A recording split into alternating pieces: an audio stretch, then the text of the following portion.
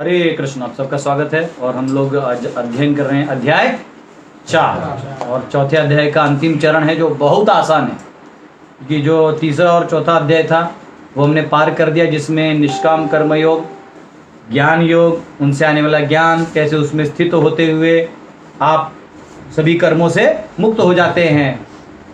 अखिल, सारे अखिल, एक नहीं दो नहीं, सभी से मुक्त हो जाते हैं। ऐसे तीसरा और चौथा का क्या बोलते हैं, उसको कॉम्बो में समझ में आता है कि कर्म योग और ज्ञान योग अलग नहीं है, अपितु एक है। लेकिन हम उसको समझते हुए दो कर देते हैं। एक इसलिए है, वो आज समझेंगे, ठीक है। जब पांचों में प्रवेश करेंगे तब समझेंगे, क्योंकि अर्जुन वापिस हमारे सबके लिए क्वेश्चन पूछने वाले हैं, ठीक है। तो हम लोगों ने चौथे अध्याय में प्रवेश किया था, तो चौथे अध्याय में क्या देखा? चलो पहले अध्याय का सार बताइए फास्ट में, एक लाइन में बताइए। चौथा, ये पहला अध्याय क्या है? अर्जुन की बहुत सारी शंकाएं हैं। इन शंकाओं के कितने रूप हैं? 5। क्या क्या हैं? अर्जुन भोग का टेंशन ले रहा था, दया आ गया उसे। 2, तीसरा पाप का डर था, वर्णाश्रम तोड़ने का डर था। और 5वां इनडिसिसिव, निर्णय ही नहीं ले पा रहा था। ये सब चलो ठीक है, कंफ्यूजन अपनी जगह। डिसीजन लेने में जो होता है ना, कि जैसे मनमानी करना है तो आदमी कुछ भी कर लेता है, चलो देखा जाएगा। लेकिन जो सजग है, रिस्पॉन्सिबल है, वो बहुत सोचता है कि मेरे ये करने से क्या होगा, कहीं मैं अच्छा करने जा रहा हूँ, कहीं गलत तो नहीं हो जाएगा। तो इसलिए अर्जुन का ये पहला अध्याय। दूसरा अध्याय, अरे हाँ, अर्जुन का समर्पण। एक मिनट,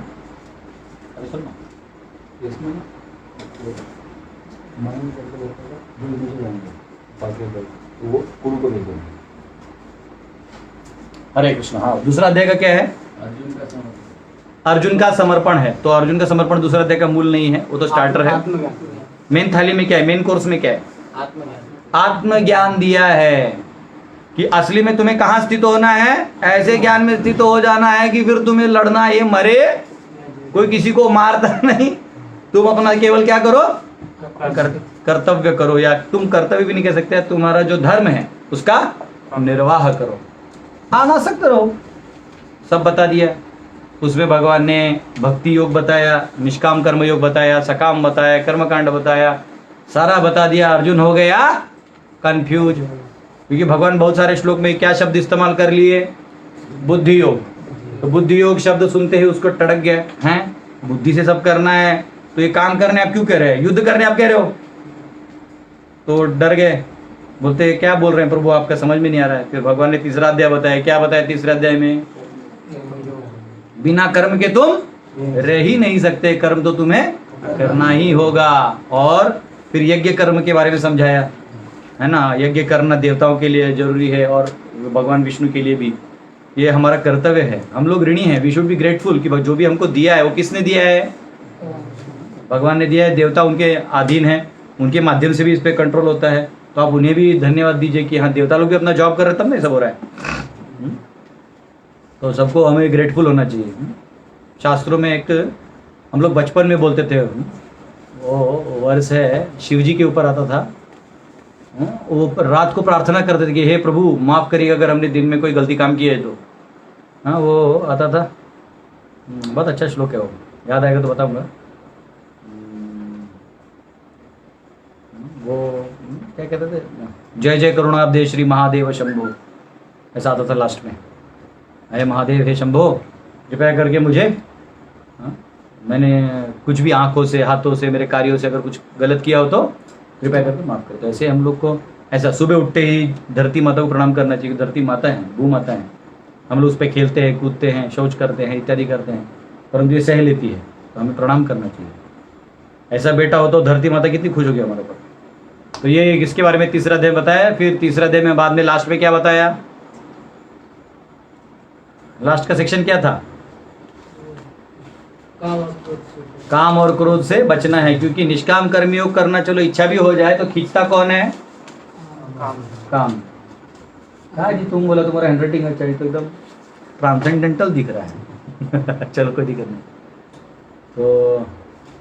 तो ये क्या है? काम। काम आपको रोकता है, तो काम को कैसे रोकना है? काम से कैसे बचना है? इंद्रियों को भगवान की सेवा में लगा दो, मन को भगवान में लगा दो, बुद्धि से क्या करो? आत्मज्ञान की तरफ कूच करो, ठीक है, तो आपका काम आसान हो जाएगा। तो चौथे अध्याय में भगवान ने बताया, क्या बताया चौथे अध्याय में? एंट्री मारते मारते क्या किया उन्होंने? अपने बारे में बताया। वो क्यों बताया? क्योंकि जो बता रहा है अपना ऑथेंटिसिटी नहीं बताएगा तो सामने वाला क्या समझेगा, वो मैसेज को चीपली ले लेगा। हाँ, कई बार कोई लेक्चर में हमको बुलाते हैं और हमारा इंट्रोडक्शन देना भूल जाते हैं, तो हम लोग हंसते हंसते बोल देते कि एक बार मैं इंजीनियरिंग कर रहा था। उसे इनडायरेक्टली बता दे, हाँ मैं इंजीनियर हूँ, हाँ मेरा बात सीरियसली लेना। इनडायरेक्टली। तो ये रूल है, इसके अंदर कोई नहीं बैठता। ये जो है ना, ये साइड इसके अंदर कोई भी बैठा उसके लिए एकदम गायब हो जाओ। तो वो समझाओ उनको, समझा नहीं जाएगा, नया है वह। इधर आओ, इधर आओ, इधर बैठो नीचे। वो कौन है पीछे? और इधर आओ सामने, इधर बैठो, उस साइड से, नहीं तो उधर बैठो। अव्यक्त नहीं होना है हमें, क्या होना है? व्यक्त होना है, क्योंकि हम व्यक्ति ही हमारे कंसेप्ट को दर्शाते हैं। जीव ही है जो इस शरीर को दिखा सकता है किसी रूप से। आप खुश से हैं, हंस रहे हैं, क्या कर रहे हैं, सब दिखता है।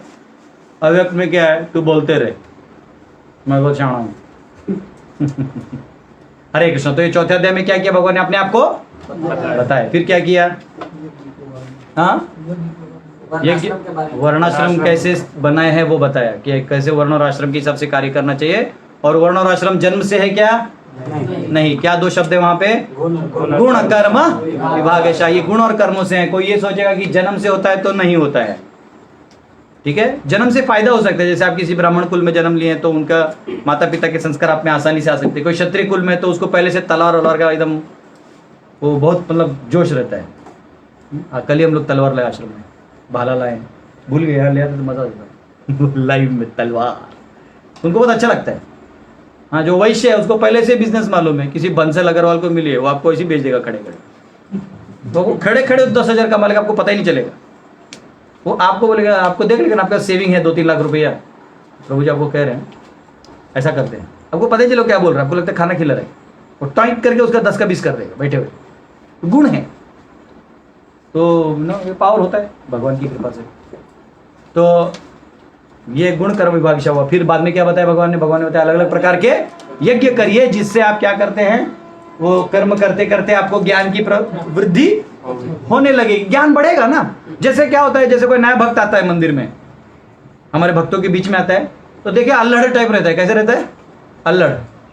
वो देखते हैं, अरे अभी तो प्रभु जी 4 बजे नहा के आए थे, फिर 6 बजे नहा रहे। उसको समझता ही नहीं है।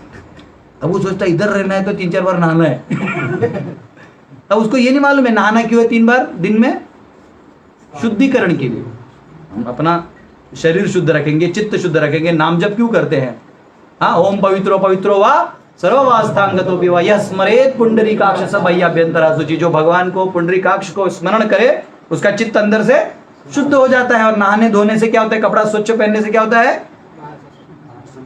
अभी देखो हमको कुर्ता जो है डब्लू प्रेस करके देता है, कितना अच्छा लगता है, एकदम एकदम टीचर टाइप लगता है। यही ये रद्दत टाइप रहेगा तो मैं भी बोलेंगे रद्दत टाइप क्लास देके भाग जाऊंगा। उसका परिणाम हमारे ऊपर होता है। अब कोई बहुत ही परमहंस थे वो अलग लेवल, लेकिन हम लोग उस लेवल पे नहीं है। तो हमको हर चीज को डिसिप्लिन में रखना चाहिए। तो नया भक्त आता है वो ऐसा टाइप, धीरे धीरे उसका क्या बढ़ने लगता है? ज्ञान बढ़ने लगता है और वो थोड़ा स्थिर होने लगता है। पहले नए नए आते तो कुछ भी करता है, मतलब कुछ उसको पता नहीं चलता झूठा क्या है, किसी का हाथ में डाल उसमें डाल देगा, उसको समझाना पड़ता है प्रभु जी ऐसे नहीं करते वैसे करते हैं। धीरे धीरे जब करने लगता है हरे कृष्ण हरे कृष्ण। फिर वो देख जब उसका कैसा रहता है, बस इधर देखता रहता है, ना माता जी लोग कौन है मेरे मंदिर में।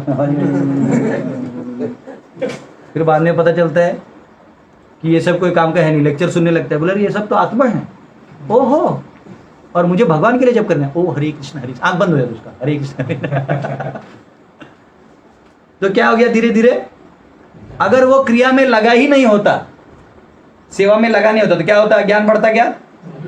तो भक्तों के संग में इधर का ज्ञान बढ़ गया। वैसे निष्काम कर्मयोग आप अपने जीवन में कर रहे हैं, गृहस्थ अपने कर्तव्यों को करते हुए, पहले पहले आदमी बहुत जोश में करता है।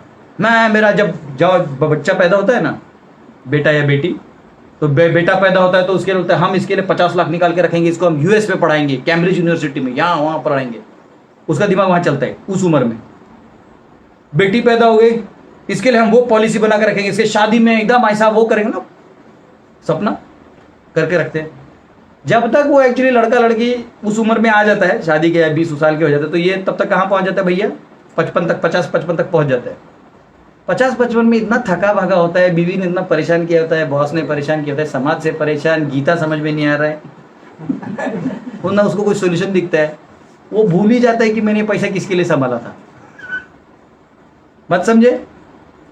तो समय आते आते ही वो वैराग्य भी आ जाता है। पहले पहले बहुत आसक्ति रहता है, तो समय बीतते बीतते ही वैराग्य आ जाता है। फिर वो बोलता है, प्रभु जी गीता में जो कर्मयोग लिखा है थोड़ा समझाएंगे।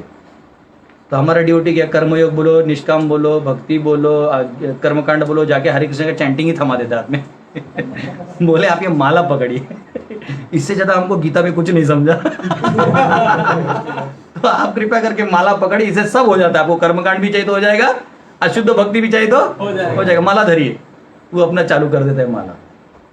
तो कैसे होता है कि आप अपने करते हुए करते रहिएगा तो ये सब काम होते रहेगा। तो भगवान ने चौथे अध्याय में क्या किया, यज्ञों के बारे में बताया। और कल कौन सा सेक्शन देखा मैंने? यज्ञ ही देखा ना। आज हम लोग देखेंगे चौथे अध्याय का आखिरी चरण। और ये आखिरी चरण है ना, ऐसे खत्म होगा। कैसे? ऐसे। कैसे? ऐसे। क्यों मालूम है? क्योंकि मुझे 5वें अध्याय में प्रवेश करना है नहीं तो पता चला कि 5वें में कभी गए ही नहीं। तो चौथा अभी जो पार्ट है उसमें किस प्रकार से इसे, ये महत्वपूर्ण है, ज्ञान कैसे महत्वपूर्ण है ये बताया गया है। और किस प्रकार से ये सारे किए हुए कर्म किसमें सम्मिलित हो जाते हैं? ज्ञान में सम्मिलित हो जाते हैं। अब ये सम्मिलित यानी दूध और पानी मिक्स करके सम्मिलित वाला सम्मिलित नहीं है। सम्मिलित यानी एकत्रित हो जाते हैं, यानी दोनों एक ही उद्देश्य के लिए काम करते हैं। जैसे हम लोग कहते हैं ना कि जीव और भगवान एक हैं। किसमें? गुणों में। शक्ति में हम एक हैं क्या? आप में से कोई है क्या जो यहाँ पर्वत उठा सकता है? हाँ, वो छोटा सा हुरहुर हुआ सांप घुसता तो सब भाग जाता है। हाँ, सब लोग डिंग हाँकते हैं जब सांप घुसता है ना, तो फिर जो ब्लैक बेल्ट है वही जाता है बचाने के लिए। हाँ, बाकी सब चौकी पे चढ़ जाता है। तो हम लोग भगवान नहीं है। जैसे भगवान कृष्ण का माँ यशोदा ने खोला था तो क्या दिखा? ब्रह्मांड दिखा। हमारा मुंह खोलने पर ये रहे कीटाणु, आम का छिलका और वो धागा दिखेगा, और मकई का वो दिखेगा। आज जो नॉन डिवोटी उनके इधर खैनी दिखेगा। आज जो पान खाते उनका यहाँ कीड़ा दांत से चाहिए। हाँ, गुटखा खाते उनका वैसे दिखेगा। हाँ? मुझे अभी तक नहीं पता चलो टीवी वालों को कैसे गोरा गोरा रहता था मेरा कैसे? अच्छा ठीक, हरे कृष्णा। ठीक है, तो चलिए हम लोग प्रवेश करते हैं। वो हिंदी वाला देना तो मुझे। हम लोग प्रवेश करते हैं। ये है मेरे पास, दे रहे। कौन सा श्लोक लिया था हमने? 4.33 हो गया।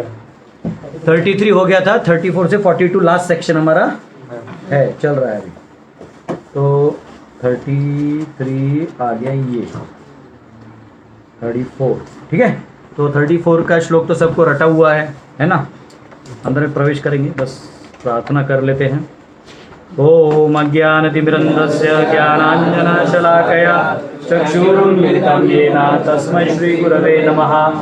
नमो विष्णुपादाय कृष्णपृष्ठाय भूतले श्रीमते भक्तिवेदांत स्वामिनिधि नामिने। नमस्ते सरस्वती देवे गौरवाणी प्रचारिणे निर्विशेष शून्यवादी पाश्चात्य देश तारिणे।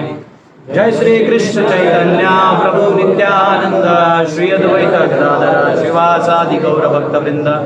हरे कृष्णा कृष्णा कृष्णा हरे हरे, हरे राम राम राम हरे हरे। हरे कृष्ण। तद्विद्धि प्रणिपातेन परिप्रश्नेन सेवया उपदेक्षन्ति ते ज्ञानं ज्ञानिनस्तत्त्वदर्शिनः। तुम गुरु के पास जाकर सत्य को जानने का प्रयास करो, उनसे विनीत होकर जिज्ञासा करो और उनकी सेवा करो। स्वरूप सिद्ध व्यक्ति तुम्हें ज्ञान प्रदान कर सकते हैं, क्योंकि उन्होंने सत्य का दर्शन किया है। तो यहाँ पे तद के दो अर्थ हैं। तद विद्धि प्रणिपातेन। एक तत् है जो उन यज्ञ की बात कर रहे हैं, जो अभी आपको सारे प्रकार के यज्ञ कल बताए ना। कितने यज्ञ थे? कौन से यज्ञ थे? गृहस्थ का यज्ञ, ब्रह्मचारी का यज्ञ, देवताओं का यज्ञ, ब्राह्मण वालों का यज्ञ, फिर द्रव्य यज्ञ, स्वाध्याय ज्ञान यज्ञ, तपो यज्ञ, योग यज्ञ, हाँ प्राण को ये फल फूक करना, वो एक था अष्टांग यज्ञ। और क्या था? हाँ नहीं, वो उसके अंदर गया, तपो यज्ञ में आ गया। तो ऐसे आए थे, और भी पढ़िए, मिलेगा शायद। ठीक है, दान यज्ञ, दान या अनुष्ठान, वो सब द्रव्य यज्ञ में आता है। हाँ कहलाता है वो, ठीक है, हम समझ रहे हैं शास्त्रों में। तो ठीक है, मिल गया। ओके, तो ये सारे यज्ञ तद विद्धि प्रणिपातेन, उनकी सारा ज्ञान कौन देगा आपको? जो दार्शनिक है वो देंगे। अब ये तद को और एक परपोट दिया जाता है, बलदेव भूषण कहते हैं यह परमात्मा की भी बात हो रही है। कोई भी चैप्टर बिना परमात्मा का कंप्लीट नहीं है। तो कहते हैं उनसे जो अब तुम्हें संबंध जोड़ना है, क्योंकि यज्ञ किसके लिए है? आहुति किसके लिए जा रही है? अंत में भगवान के लिए, या सत्य को जानने के लिए। तो उसके बारे में भी तुम्हें कौन बताएगा? तत्वदर्शिनः, जिन्होंने उस सत्य को दर्शन किया है। इसलिए साधु को क्या बोलते हैं? कृपया करके हमें दर्शन दीजिए। तो दर्शन क्या है साधु का? वाणी। बाकी साधु का चेहरा धूप में काला हो रहता है, शिखा में जटा रहती है, उसको जटा को सूंघ लेगा तो 10 महीना नहीं उठिएगा। ऐसा लिया ना, जटा गया। तो साधु का दर्शन कोई काम का है क्या? लोग साधु के आप सेल्फी भी नहीं ले सकते, तो ऐसा देखता है आप सेल्फी ले रहे हैं तो साधु का वो कोई काम है नहीं। लेकिन साधु आपको इस संसार से मुक्त कर सकता है, एस्केप वेलोसिटी का बटन दबा सकता है आपका। कैसे? अगर आप साधु का क्या लीजिएगा तो दर्शन लीजिएगा, तो साधु का चप्पल भी लीजिएगा तो उसमें 10 ठो कांटा रहता है। बोला ये तो लग रहा है भैया। इसलिए साधु को टेंशन नहीं रहता। हम लोग ट्रेन में जाते हैं, हमारा बैग ऐसे ही पड़ा रहता है, हम लोग सोए रहते हैं आराम से। बाकी गृहस्थ लोग इतना चेन वेन लगा के लॉक को इधर चेन को इधर फांस लेगा, फिर इधर तो वो पैसा भी यहाँ रख देगा, तो यहाँ रख देगा, तो यहाँ रख देगा सब लोग। साधु मत यहाँ रहता है, थोड़ा पैसा अपना सो जाता है। उसको मालूम है ले भी जाएगा तो लाल कपड़ा एक ठो लंगोट मिलेगा, वो चोर वापिस रख देगा। बोली तो इतना हम लाल कपड़ा पहन सकते हैं ना, लंगोट पहनते।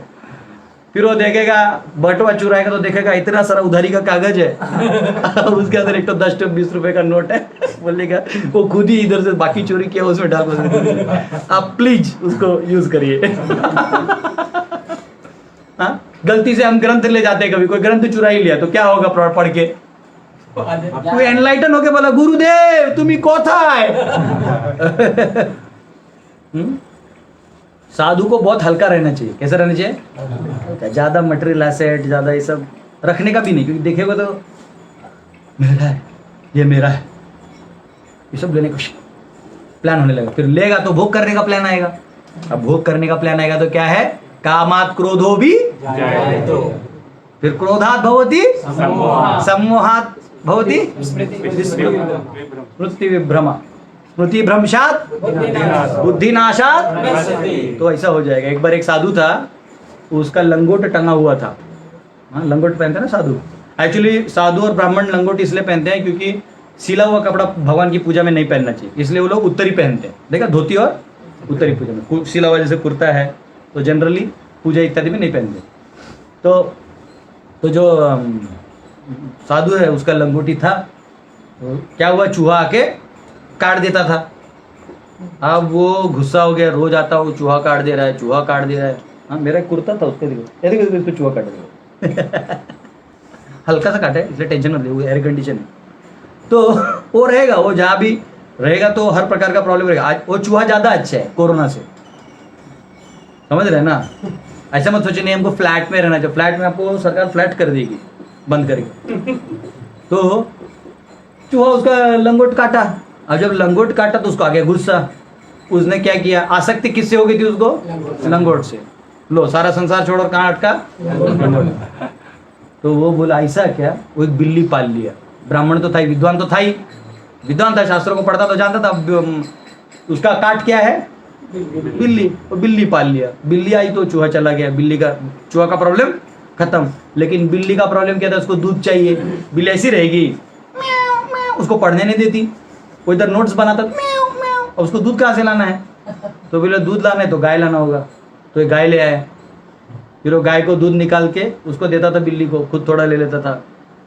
फिर अब गाय पालना है तो इतना आसान काम नहीं, अब गाय धोते रहिएगा, गाय को खिलाना पड़ता है, कुट्टी काटना पड़ता है, जनरेटर ऑन करना पड़ता है, तो उसको कुट्टी काटिए, थोड़ा थोड़ा खाइए। फिर कुट्टी लाने के लिए भी जाना होगा ना, आप तो उगाते नहीं, तो आपको कहीं से दान में लाना होगा गाय के लिए, तो वो लाएंगे, वो काटेंगे। तो दिन का 10-12 घंटा अगर गाय में ही चला गया आधे लीटर दूध के लिए, तो क्या होगा? आपका पढ़ाई कब होगा?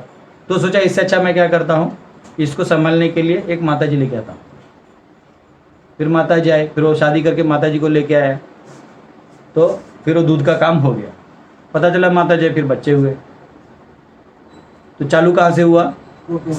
आसक्ति, लंगोट के आसक्ति से कितना बड़ा संसार खड़ा हो गया।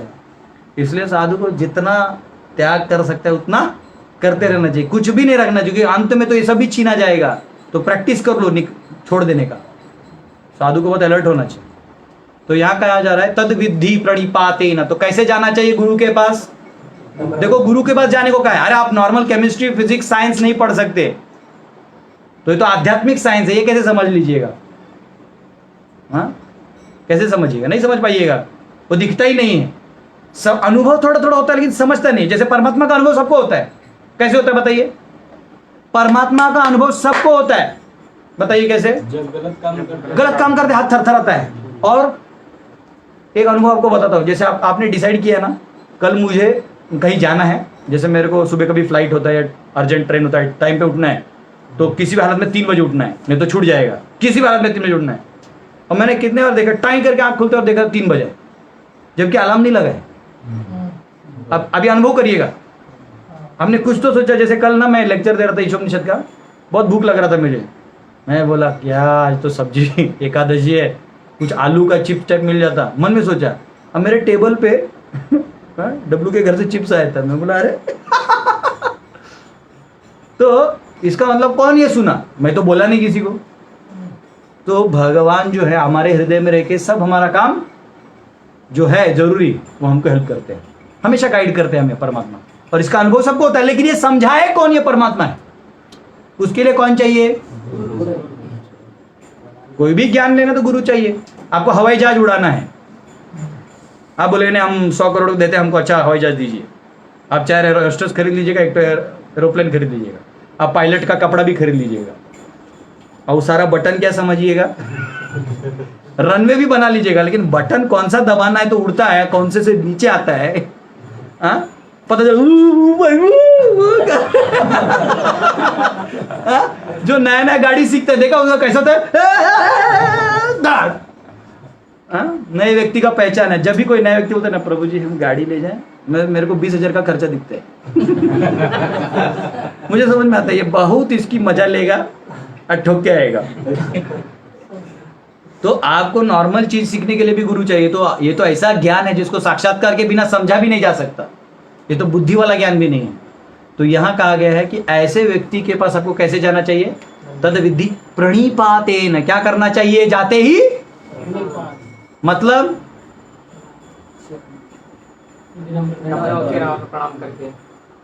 दंडवत। क्या करना चाहिए? तो अगर आप वो संबंध रखिएगा तो डाउन आएगा। हाई वोल्टेज से लो वोल्टेज जाता है ना, आप अपने आप को हाई कर दीजिएगा, अब गुरु जी को बोलेगा हाँ पढ़ाई है, तो वो कितना भी बेस्ट डेटा दे देगा तुम्हारे दिमाग में नहीं जाएगा, तुम कृपा के प्राप्ति नहीं कर पाओगे। अभी मैं जब संस्कृत सीखने गया था बनारस में, तो जो मेरा टीचर जिससे सीख रहा था PhD कर रहे थे, वो 21 साल के थे, हमारी तभी 30 साल का था। रोज जाके पाँव छू लेता था। बोलते नहीं आप उम्र में बड़े हैं और आप क्या बोलते हो, बोला रहे वो सब छोड़, संस्कृत नहीं समझ में आया तो मेरा उम्र का क्या लेके करूँगा मैं। बोले तू प्रणिपात करने दे अभी, गुरुदेव बैठिए। कहीं बाजार में मिला तो पाँव छूता, अभी भी मिलता तो पाँव छूता। तो बोलते नहीं प्रभु जी कैसा लग रहा है। बोले भाई सीखा है, गुरु का स्थान आपने जीवन में लिया है तो मुझे सम्मान करना ही पड़ेगा, अन्यथा गुरुद्रोह लगेगा तो सारा ज्ञान तो वैसे ढूस हो जाएगा। जैसा कर्ण ने क्या किया, परशुराम को झूठ बोल के ज्ञान लिया, परशुराम को समझ में आ गया ये झूठ बोला है, तो क्या बोला, जा एन मौके पे तेरा पत्ता कट होगा। तो ये नहीं सोचना चाहिए कि मैं पीछे से ज्ञान ले लूंगा, ऐसा नहीं होता है। क्या करना पड़ता है, प्रणिपात करना होता है, प्रणिपातेन परिप्रश्नेन, और क्या करना चाहिए, जिज्ञासा करना चाहिए। कैसे जिज्ञासा, विनीत रूप से, और आध्यात्मिक जिज्ञासा। ये नहीं प्रभु जी गुरु जी बताए तो, हमने सुना है कि अच्छा बताइए तो मेरे सर पे कितने बाल हैं। कुछ लोग गुरु की लेने में लगे रहते, बताइए तो गुरु जी, देखा तुम्हारी गुरु जी को कुछ नहीं आता। कभी कभी होता है कोई नया आदमी लेके जाता है, चलो चलो गुरु जी से, उनको बहुत ज्ञान है, सब आता है उनको। तो कोई डिवोटी लेके आता है नए बंदे को, तो पहले ही देखता है, उनको पता ही नहीं, वो पहले ही उसका चालू हो जाता है। तो भाव क्या होना चाहिए, परिप्रश्नेन, प्रेम से। परि यानी जो आत्मा के और परमात्मा के संबंध में ज्ञान है वो बताना चाहिए। जैसे ऐसे शास्त्रों में कहा गया कि गुरु शिष्य के बारे में सब जानता है, तो क्या जानता है, आज क्या खाया, आज क्या पिया, ये जानता है नहीं। वो चेहरा देख के बोल देगा ये किस स्थिति में अभी जी रहा है, यानी किस आध्यात्मिक स्थिति में अभी ये है, वो देख लेगा। नहीं भी देखेगा क्योंकि भगवान परमात्मा है, वो शिष्य के बारे में भगवान बता देते हैं अंदर। इसलिए गुरु से कभी भी धोखा नहीं करना, जो है आप एज इट इज जाके बोलिए। जैसे डॉक्टर के पास आप जाते हैं तो एज इट इज बोलते हैं कि मुझे यहाँ दर्द है, यहाँ दर्द है, ये दर्द है, वो दर्द है, तो उस हिसाब से दवाई देगा। आपको सर में दर्द हो रहा है, आप हाथ दे दीजिएगा तो कैसे होगा, प्लास्टर लगा दिया दर्द वैसे नहीं होना चाहिए। परिप्रश्नेन सेवया, गुरु के आश्रम में लकड़ी उठाना चाहिए, चूल्हे में खाना बनाना चाहिए, सेवा करना चाहिए, आंगन निपोतना चाहिए, मंदिर की सेवाएं करनी चाहिए, शर्म नहीं आना चाहिए। ओह गुरु जैसा मुझे भी ज्ञान है, अब I know better English than my guru ji, I know better Sanskrit, oh Gita I know. तो फिर ऐसा करेगा तो क्या होगा, तो फिर उधर क्लास में नहीं बैठना चाहिए, वो टाइम वेस्ट आपके लिए। परिप्रश्नेन सेवया, सेवा करना चाहिए, सेवा करेगा पूरा कृपा आपके ऊपर आ जाएगा।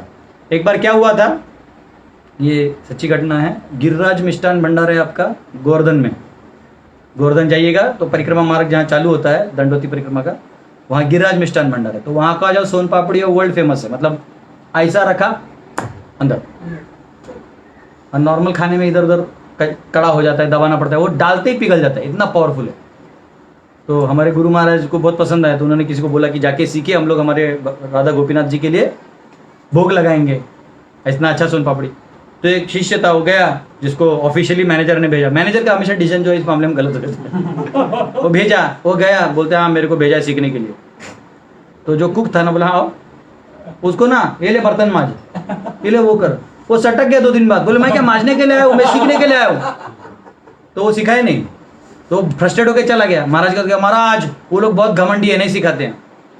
महाराज बोले घमंडी छोड़, तुझे सीखना नहीं आता है। दूसरे को भेजा जो बहुत हम्बल ड्यूटी था, बहुत ही सिंपल था।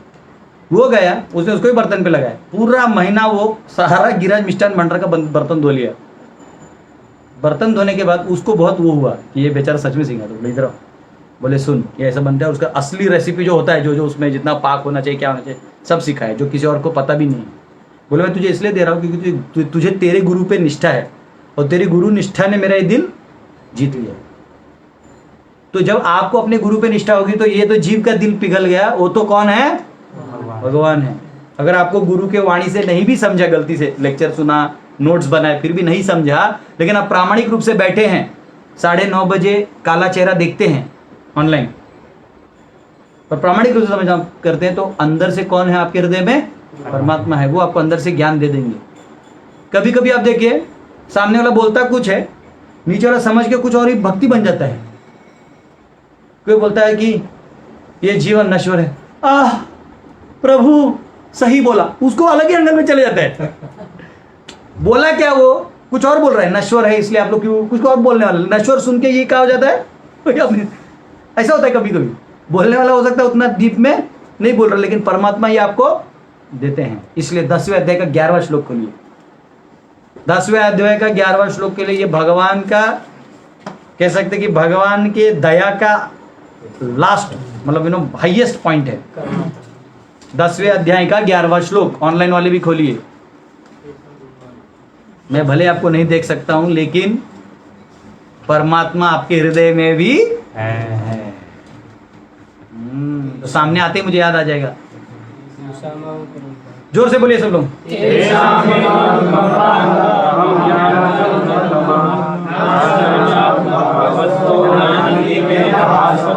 अर्थ पढ़िए। मैं उन विशेष कृपा करने के हेतु उनके हृदयों में वास करते हुए ज्ञान के प्रकाशमान दीपक के द्वारा अज्ञान जन अंधकार को दूर करता हूँ। मैं क्या करता हूँ? मैं उनके हृदय में जाके अज्ञान दूर कर देता हूँ। जो लोग प्रपद तात्पर्य में लिखते हैं, जो लोग पढ़ भी नहीं पाते, लिख नहीं पाते, परंतु बहुत प्रामाणिक है, तो भी मैं उनके हृदय में परमात्मा रूपी उनको सारा ज्ञान दे देता हूँ। क्योंकि वेदों का अंत है साक्षात्कार। वेदों का अंत क्या है? तो वेद को रट के तो कोई फायदा नहीं है, उसकी अनुभूति ना हो तो कोई फायदा। वो अनुभूति भगवान अंदर से उसको दे देते हैं। इसका उदाहरण पिंगला है, इसका उदाहरण अवंती ब्राह्मण है, भागवत में खोजिएगा। अवंती ब्राह्मण तो बस बिजनेस कर रहा था, उसको कुछ पता ही नहीं, लेकिन जब उसको एनलाइटन हो गया तो भगवान बोले मैं उसके अंदर हृदय में सब बता दिया। ठीक है, वो आया क्या? भेज देना। अरे चलिए, तो ये बताया गया है कि इस प्रकार से हमें वो करना चाहिए। तो वेदांत सूत्र में कहा गया है कि आत्मज्ञान और परमात्मा ज्ञान होना बहुत जरूरी है। उसके बारे में वेदांत सूत्र 1:3-20 यानी प्रथम पद के तीसरे अध्याय के 20वें श्लोक में लिखा है, अन्यार्थश्च परामर्शः, the reference has not different meaning other than jiva. मतलब तद जो है वो सिर्फ जीव का बात नहीं कर रहा था, अभी तो परमात्मा का भी बात कर रहा है। और मुंडक उपनिषद में 1:2-12 में आता है, तद विज्ञानार्थम स गुरुम एवाभिगच्छेत्, कि अपने हाथ में लकड़ी लेके शिष्य जो है उसे गुरु के आश्रय में रहना चाहिए। 35 खोलिए। यद ज्ञात्वा न पुनर्मोहम एवं यास्यसि पांडव येन भूतान्य शेषाणि द्रक्ष्यस्यात्मन्यथो मयि। स्वरूप सिद्ध व्यक्ति से वास्तविक ज्ञान प्राप्त कर चुकने पर तुम पुनः कभी ऐसे मोह को प्राप्त नहीं होगे, क्योंकि इस ज्ञान के द्वारा तुम देख सकोगे कि सभी जीव परमात्मा के अंश स्वरूप हैं, अर्थात वे सब मेरे हैं। मई अपना कनेक्शन बता दिया।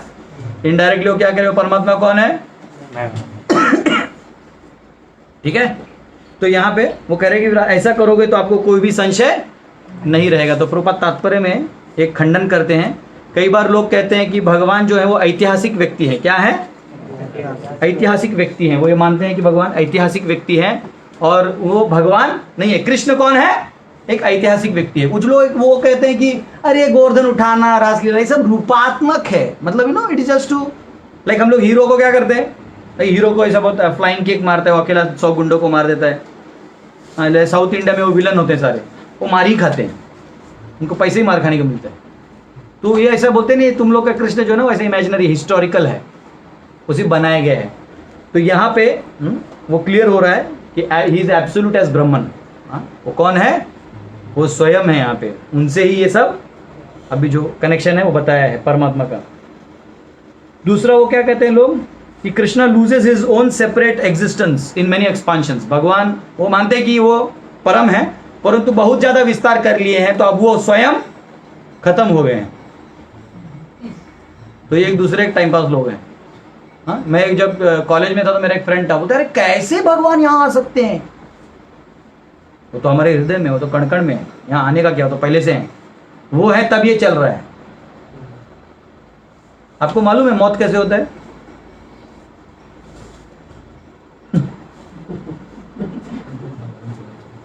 देखो कल मैंने आपको बताया ना 5 पंचकोश बताया, याद है? पंचकोश छोड़ो, अभी छोटा सा करते। ये आत्मा है, ये मन बुद्धि अहंकार है, ये शरीर है, और अंदर में कौन है? हम मृत्यु मतलब क्या समझते हैं? आत्मा का शरीर से बाहर निकलना। आत्मा का शरीर से बाहर निकलने से मृत्यु होता है। चलिए फटाफट बताइए, टाइम नहीं मेरे पास, दिमाग फास्ट लगाइए, बताइए। बस आत्मा निकलने से हो गया। क्या क्या निकलता है? और आपका कहना है कि 1 2 3 निकलने से मृत्यु होता है। गलत। वो प्राइमरी अंडरस्टैंडिंग है कि 2 - 3 होता नहीं। लेकिन जब आप PhD करते तो मालूम है 2 - 3 = -1। बताइए किसका समय खत्म होता है? मृत्यु आना मतलब किसी का समय खत्म होगा तब ना मृत्यु होगा। तो समय किसका खत्म होता है? जवान शरीर थोड़ी खत्म होता है। किसका प्रारब्ध है? जीव का। तो टाइमर किसका लगा हुआ था? टाइम बम कहाँ लगा हुआ था? जीव का।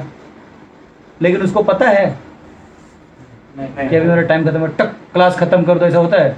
जब तुम लोग दिखाते प्रभु जी 5 मिनट हो गया, बंद करो। हाँ? तो इधर तुम बता भी सकते हैं, इसको कौन बताता है?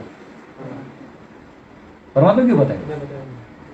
एक्चुअली ना आत्मा निकलता है, ना मन निकलता है, ना शरीर गिरता है।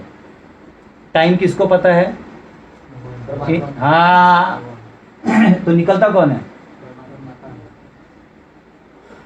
ये निकले बोलते भाई तू अकेला जा रहा है, ये तो गिर रहा है सब बिल्डिंग। कौन सा बिल्डिंग? ये शरीर गिर रहा है प्रभु। बोले चलो चलो चलो। तो फिर जैसे हम लोग नहीं घर से निकालते तो जो छोटा मोटा कुछ लेके, हाँ कुछ लोग होटल में रहने जाते हैं ना, तो वहाँ फ्री में कुछ कुछ रखा रहता है, साबुन टिकिया ये वो भी लेके। लेकिन वैसे जीव जाते हैं तो अपना सूक्ष्म शरीर लेके जो बचा सकता है उसमें से गिरते हुए बिल्डिंग से भागता है। निकलता कौन है पहला? परमात्मा। बेटा इधर बात समझा? मृत्यु का डेफिनेशन समझा? यमदूत कैसे? यमदूत जो है वो टाइम आता है ना तो परमात्मा भेजते, बोला आ जा, उसको लेके जाता है। ये जो मैं समझा रहा हूँ ये टेक्निकल एस्पेक्ट है, इन द सेंस ये फिलोसॉफिकल वे ऑफ सीइंग। मतलब उसी को आप भूत आते वो आते हैं, वो निमित्त हो गए, वो टाइम के अंदर आ गए ना, वो हम टाइम के बाहर आके सोचे। ठीक है? तो हाँ? तो प्रभुपाद समझाते हैं कि ये जो बोगस आइडिया है कि भगवान क्या है, सब जगह गायब हो जाते हैं, नहीं। तो प्रभुपाद समझाते हैं वैदिक प्रिंसिपल है 1 - 1 = 2 और 1 + 1 = ओम पूर्णमदः पूर्णमिदं पूर्णात् पूर्णमुदच्यते पूर्णस्य पूर्णमादाय पूर्णमेवावशिष्यते। भगवान पूर्ण है, ये प्रकृति पूर्ण है, भगवान से ये प्रकृति बाहर आती है, ये बाहर आने के बाद भी ये जो पूर्ण है वो वैसे का वैसा ही पूर्ण रहता है। समझा ना? ईश्वर आप लोगों ने सीखा ही होगा। समझ में आए? तो भगवान को कुछ नहीं होता, इनसे असंख्य आते रहेंगे, एको बहुश्याम, चांदों के उपनिषद में कहा गया। लेकिन भगवान को कुछ भी नहीं होगा। ये मटेरियल कंसेप्ट है कि जैसे अब मैं ये 2 बोर्ड हैं, एक को निकाल दूं तो कितना बचेगा? एक लाइन, एक तार पे, एक रस्सी पे 5 पंछी बैठे थे और मैंने यहाँ से वो मारा और एक को मार दिया, तो कितने बचे? 4। हाँ, 4 बचे कि सब उड़ गए? सब उड़ गए। नहीं, 4 बचे। 4 बचे, 1 मर गया। नहीं, 4 कैसे बचे? 4 उड़ गया, 1 नहीं, क्योंकि वो बहरे थे।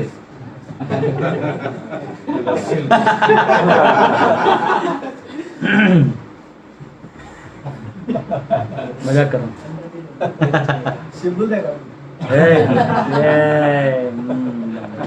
मेरे मन की बात है लेकिन हमने बोली नहीं। ठीक है?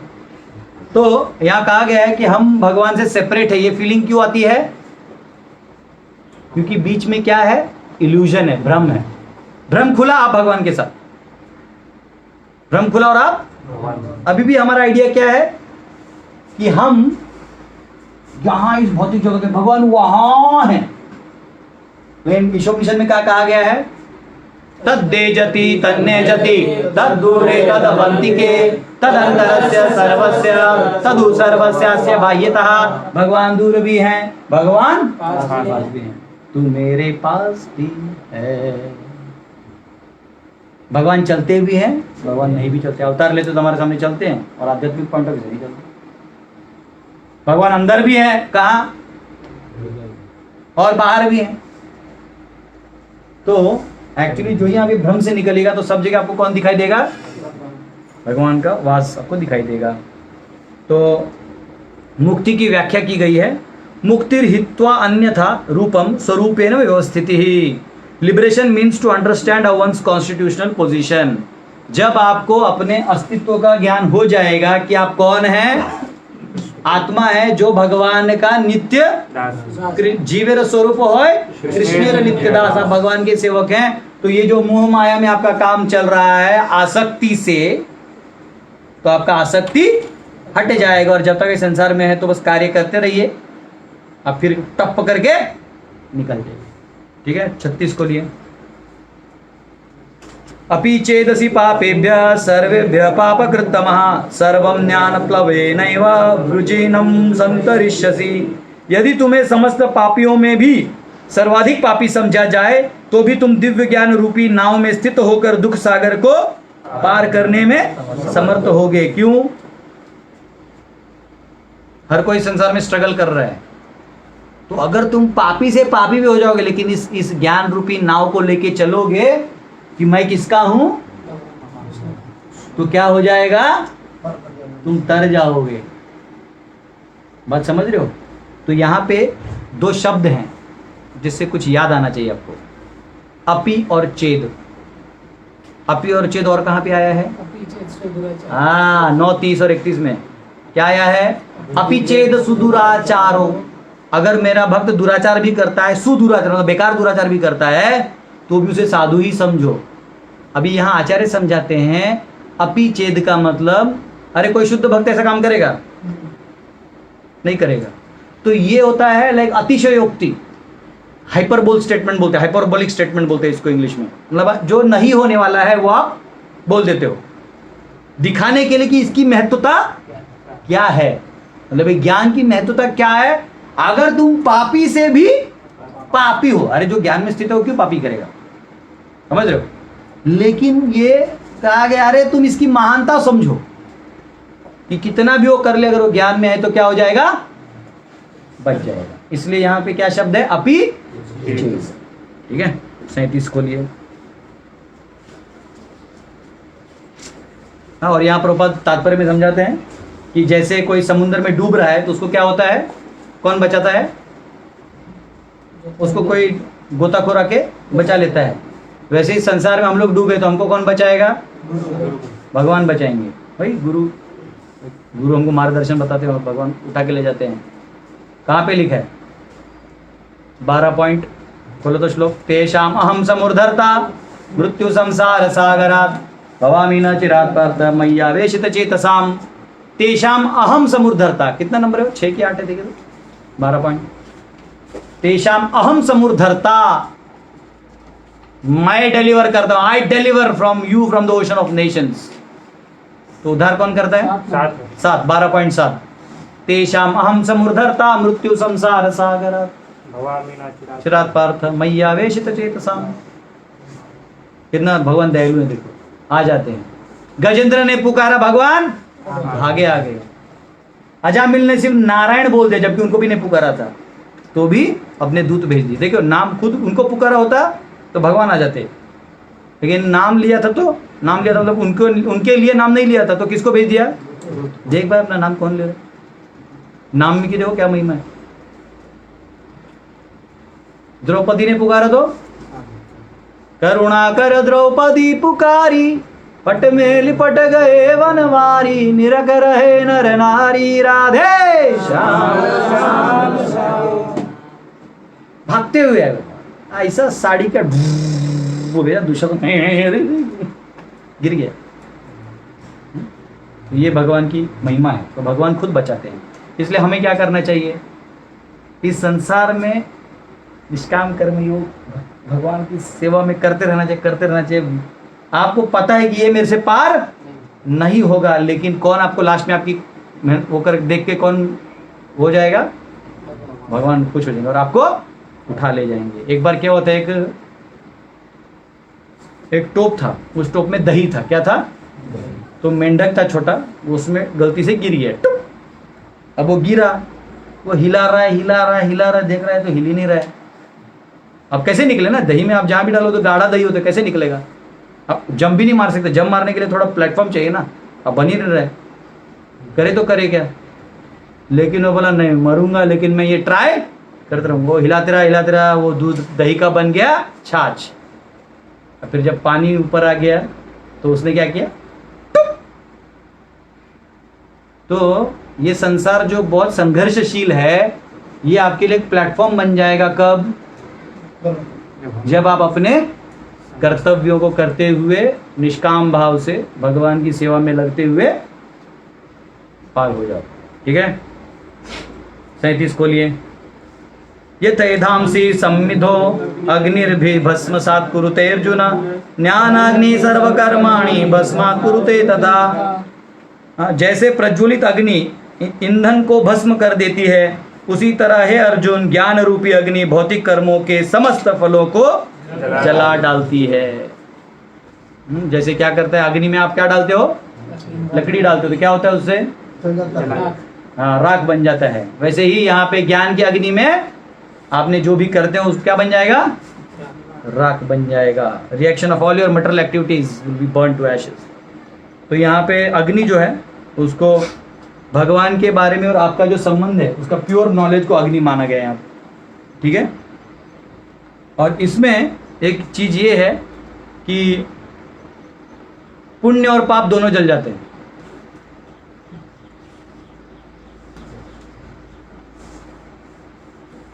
जैसे आप सकाम करते हो ना, सकाम करते हो, कर्मकांड करते हो, ठीक है,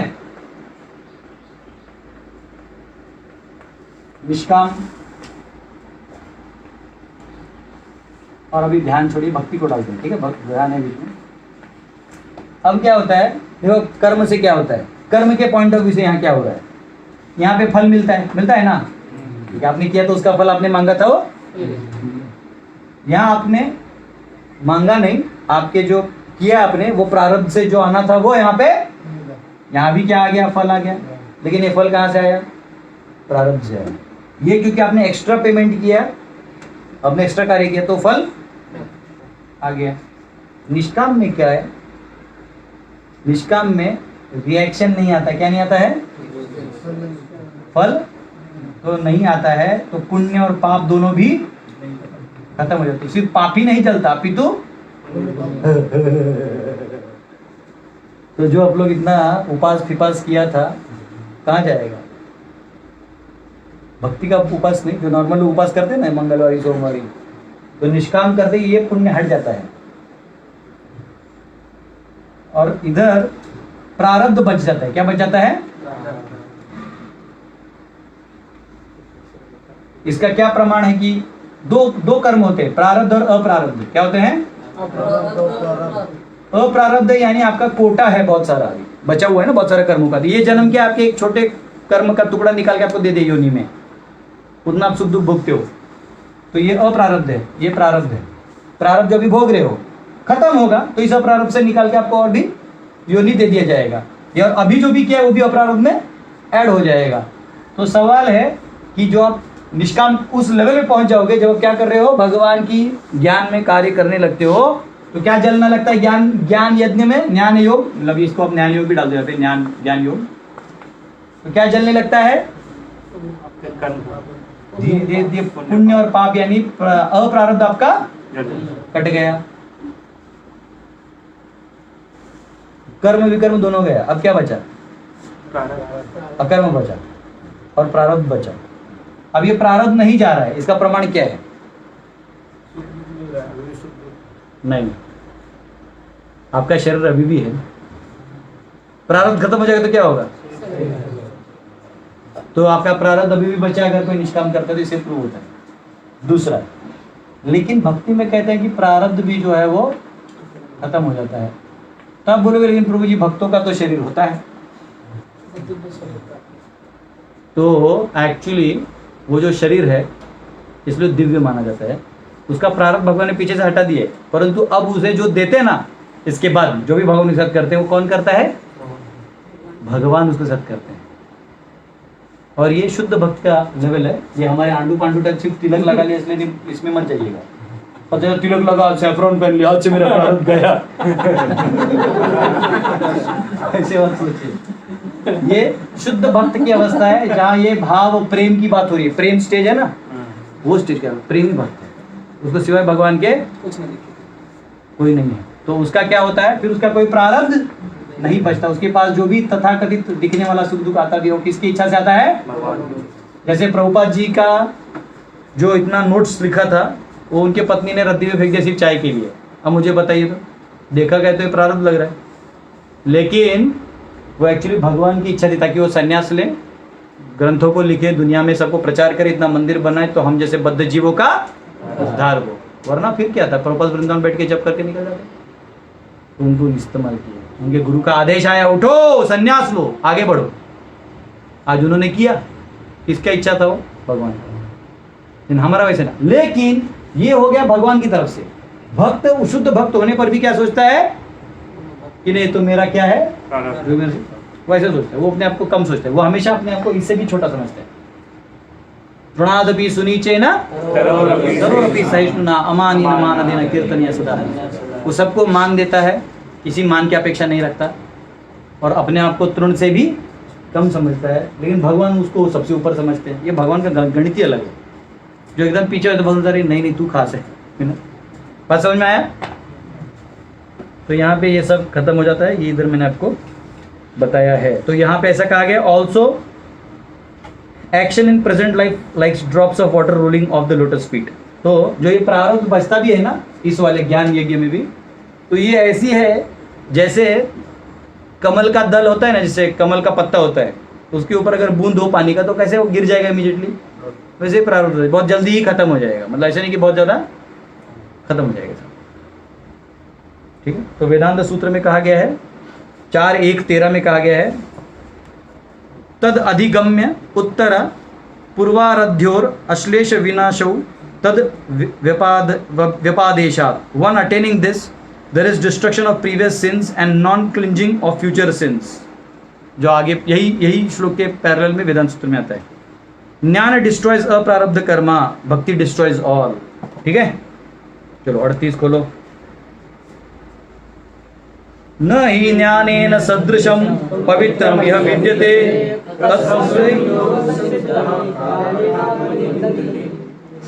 एक मिनट, इसमें 37 में बृहदारण्यक उपनिषद भी आता है 4:4-22, वो मुझे दिखा नहीं।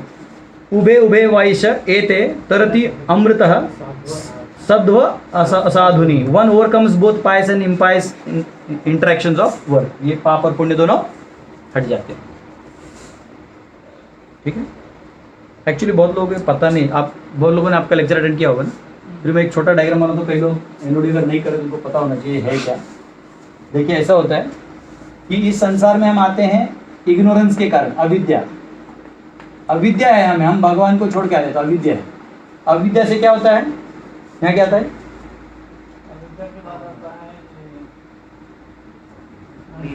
बीज है ना, हाँ।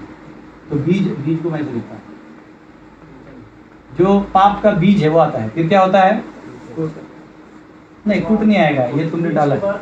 पाप आएगा, पाप दो भाग में। हाँ, पाप जो है यहाँ पे जो है आप पाप करते हो, सिंस करते हो, और ये यहाँ पे आके दो भाग में बढ़ जाता है। कौन सा, प्रारब्ध और अप्रारब्ध। अप्रारब्ध जो है यहाँ पे आता है ना,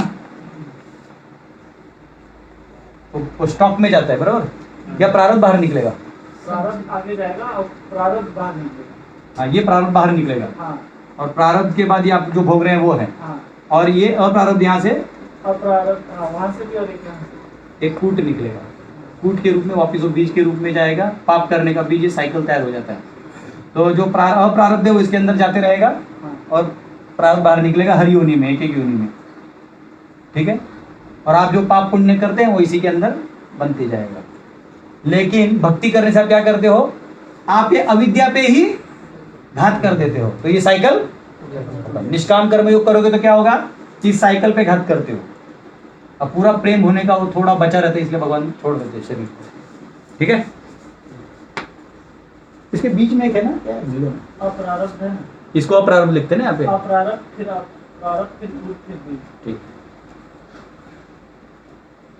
मैं ही तेरे इसको डायग्राम दिया था, मैं खुद ही ठीक है। तो ऐसे मेरे को याद है, मैंने कुछ लोगों को शायद अटेंड नहीं किया वो तो मालूम होना चाहिए। ठीक है, चलो 38 खोलिए। न ही ज्ञानेन सदृशं पवित्रम यह विद्यते तत् स्वयं योग संसिद्धि कालेनात्मनि विन्दति। इस संसार में दिव्य ज्ञान के समान कुछ भी उदात्त तथा शुद्ध नहीं है। ऐसा ज्ञान समस्त योग का परिपक्व फल है।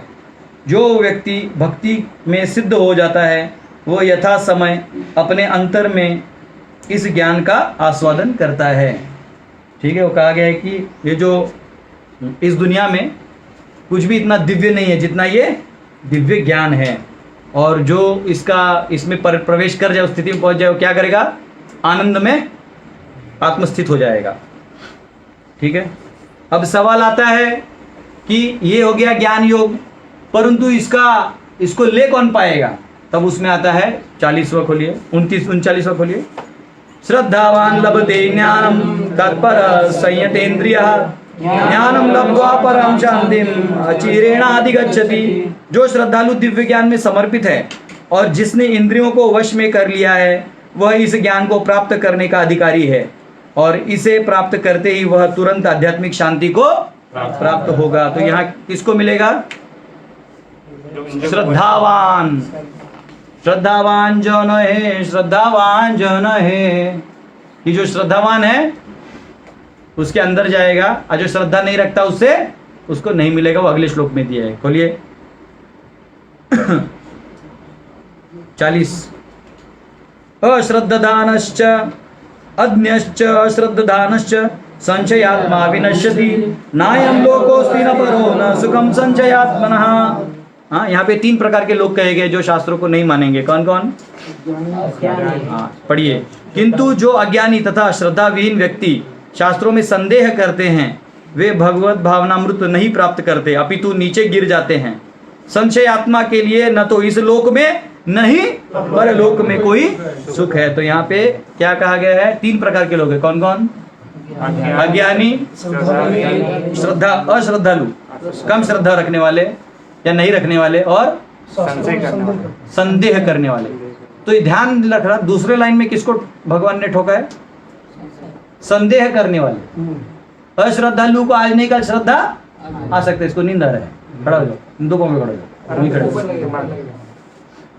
तो अश्रद्धालु जो है उसको आज नहीं कल श्रद्धा आ सकती है, और अज्ञानी को आज नहीं कल ज्ञान हो सकता है। तो हो सकता है वो अभी इस चीज को नहीं ले पा रहा है, आज नहीं कल ले सकता है अगर उसे भक्ति करो। लेकिन जो संदेह है, ऐसा कहते हैं जो शंका का कोई निराकरण नहीं है। कोई शंका करने लग जाए तो उसका अंत ही नहीं, वो चालू ही रहेगा। ने आपने ये किया ना, हाँ तो आपने वैसा किया, हाँ चालू, उसका जिंदगी भर चालू रहता है शंका लेना। तो इसलिए जो शास्त्रों पे शंका ही कर दे, कई बार लोग मुझे व्हाट्सएप पे सवाल पूछते हैं, फिर ऐसा कैसे लिख दिया? मुझे इतना गुस्सा आता है ना, जवाब देने में ही गुस्सा आता है। शास्त्रों में क्या लिखा, पहले ये सोचो प्रभु शास्त्रों में लिखा है तो इसको कैसे समझा जाए? सवाल कैसे होना चाहिए? प्रभु शास्त्रों में ऐसा लिखा है तो इसको कैसे समझ सकते हैं, क्योंकि मुझे समझ में नहीं आया। ये ठीक है, ऐसे कैसे लिख दिया? तू क्या व्यासदेव से बड़ा हो गया जज करने के लिए? आजकल क्या मॉडर्न एजुकेशन में यू ऑल कैन जज, आता कुछ नहीं, जज सब बन गए। न शास्त्र जानते हैं, न वांग्मय जानते हैं, न उपनिषद जानते हैं, न पुराण जानते हैं, लेकिन डाउट करना चले जानते हैं। जैसे कि ये बहुत बड़े ब्रेनी है, मेरे को तो सही में 9 नंबर का चप्पल इनको मारना। और फिर क्या कहा गया है? For the doubting soul there is neither happiness in this world nor the next. नहीं इस दुनिया में वो सुखी रह पाएगा ना अगले परलोक में। परलोक मतलब अगला जीवन में भी वो घटिया ही रहेगा, उसको परलोक क्या मिलेगा? ठीक है, 41 खोलिए। योग संन्यस्त कर्माणम ज्ञान संचिन्न संशयम आत्मवंतम न कर्माणि निबध्नन्ति धनंजय। जो व्यक्ति अपने कर्म फलों का परित्याग करते हुए भक्ति करता है और जिसके संशय दिव्य ज्ञान द्वारा विनष्ट हो चुके हैं, वही वास्तव में आत्मपरायण है। हे धनंजय, वह कर्मों के बंधन से नहीं बंधता।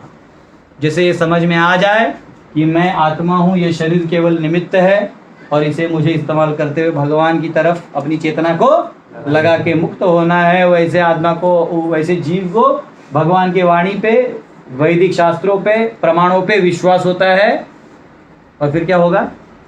वो मुक्त हो जाएगा। ठीक है,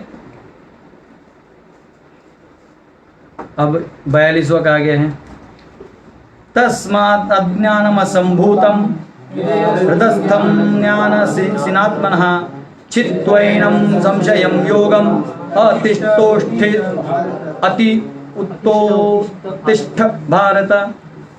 अतएव तुम्हारे हृदय में अज्ञान के कारण जो संशय उठे हैं उन्हें ज्ञान रूपी शस्त्र से काट डालो। हे भारत, भरतवंशी, तुम योग से समन्वित होकर खड़े हो और युद्ध करो। क्या करो? युद्ध करो। लास्ट में भगवान ने क्या किया? अपना जूस पिला दिया। समझ में आया? चौथा अध्याय क्लियर?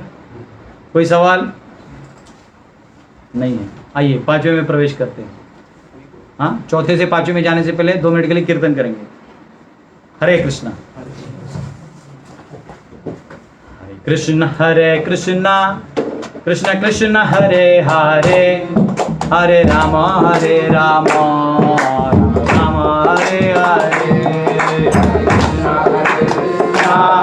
कृष्ण कृष्ण हरे हरे, हरे राम राम राम हरे हरे। कृष्ण कृष्ण हरे हरे, हरे राम राम राम हरे हरे। हरे कृष्णा हरे हरे, हरे राम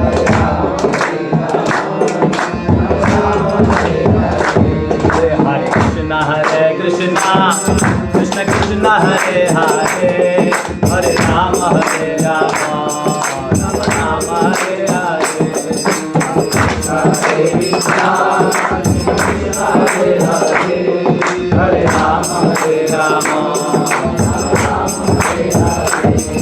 हरे कृष्णा कृष्ण कृष्ण हरे हरे, हरे राम राम राम राम हरे हरे। हरे कृष्णा कृष्ण कृष्ण हरे हरे, हरे राम राम राम राम हरे हरे। हरे कृष्णा कृष्ण कृष्ण हरे हरे, हरे राम राम राम राम हरे हरे। हरे कृष्णा कृष्ण कृष्ण हरे हरे, हरे राम राम राम राम हरे हरे। हरे कृष्णा कृष्ण कृष्ण हरे हरे, हरे राम राम राम हरे हरे। हरे कृष्णा कृष्ण कृष्ण हरे हरे, हरे राम राम राम हरे हरे। हरे कृष्णा कृष्ण कृष्ण हरे हरे, हरे राम राम हरे हरे। हरे कृष्णा कृष्ण कृष्ण हरे हरे, हरे राम राम हरे हरे। हरे कृष्णा कृष्ण कृष्ण हरे हरे, हरे राम हरे हरे। हरे कृष्णा कृष्ण कृष्ण हरे हरे, हरे राम राम राम हरे हरे। हरे कृष्णा कृष्ण कृष्ण हरे हरे, हरे राम राम राम हरे हरे। हरे कृष्णा कृष्ण कृष्ण हरे हरे, हरे राम राम राम हरे हरे।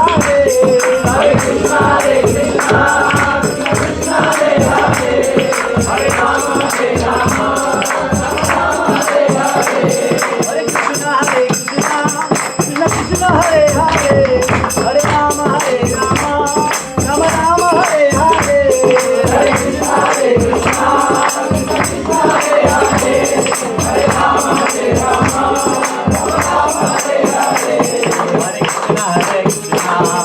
कृष्ण हरे हरे, हरे राम राम राम हरे हरे। हरे कृष्णा कृष्ण कृष्ण हरे हरे, हरे राम राम हरे हरे। प्रभुपदा प्रभुपदा प्रभुपदा प्रभुपदा, जय प्रभुपदा प्रभुपदा प्रभुपदा, जय प्रभुपदा। हरि बोल हरि बोल हरि बोल हरि बोल।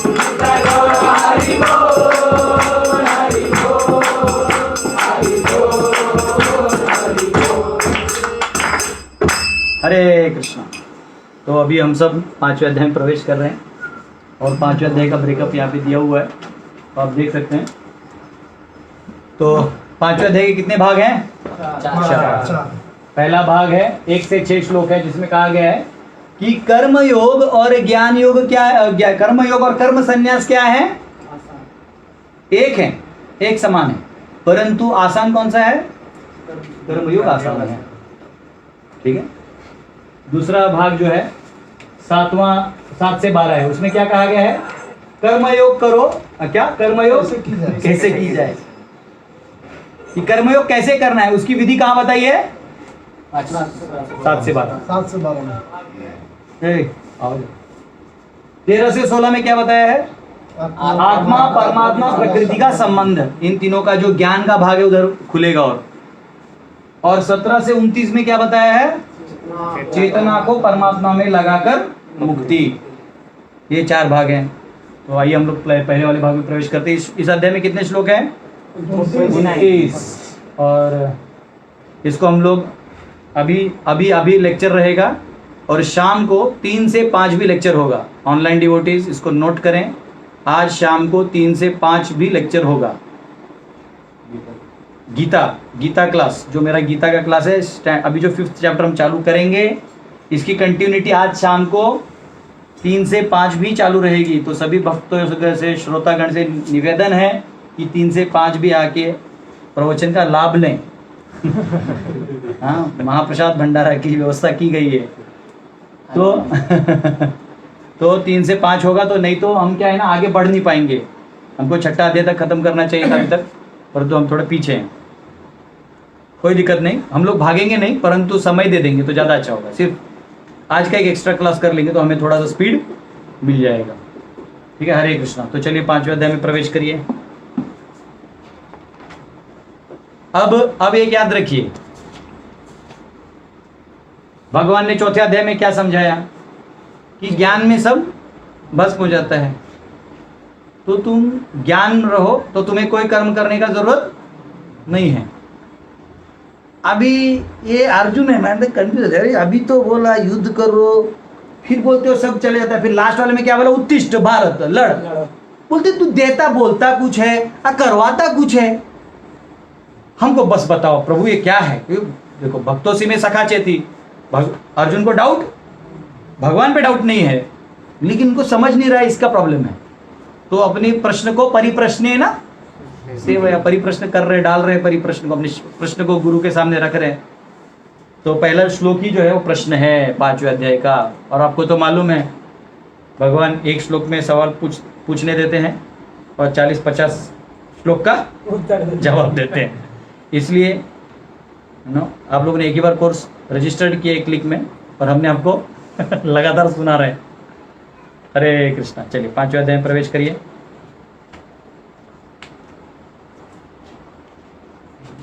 पांचवें अध्याय का पहला श्लोक। अर्जुन उवाच संन्यासं कर्मणां कृष्ण पुनर्योगं च संशसि यच्छ्रेयैतयोरेकं तन्मे ब्रूहि सुनिश्चितम्।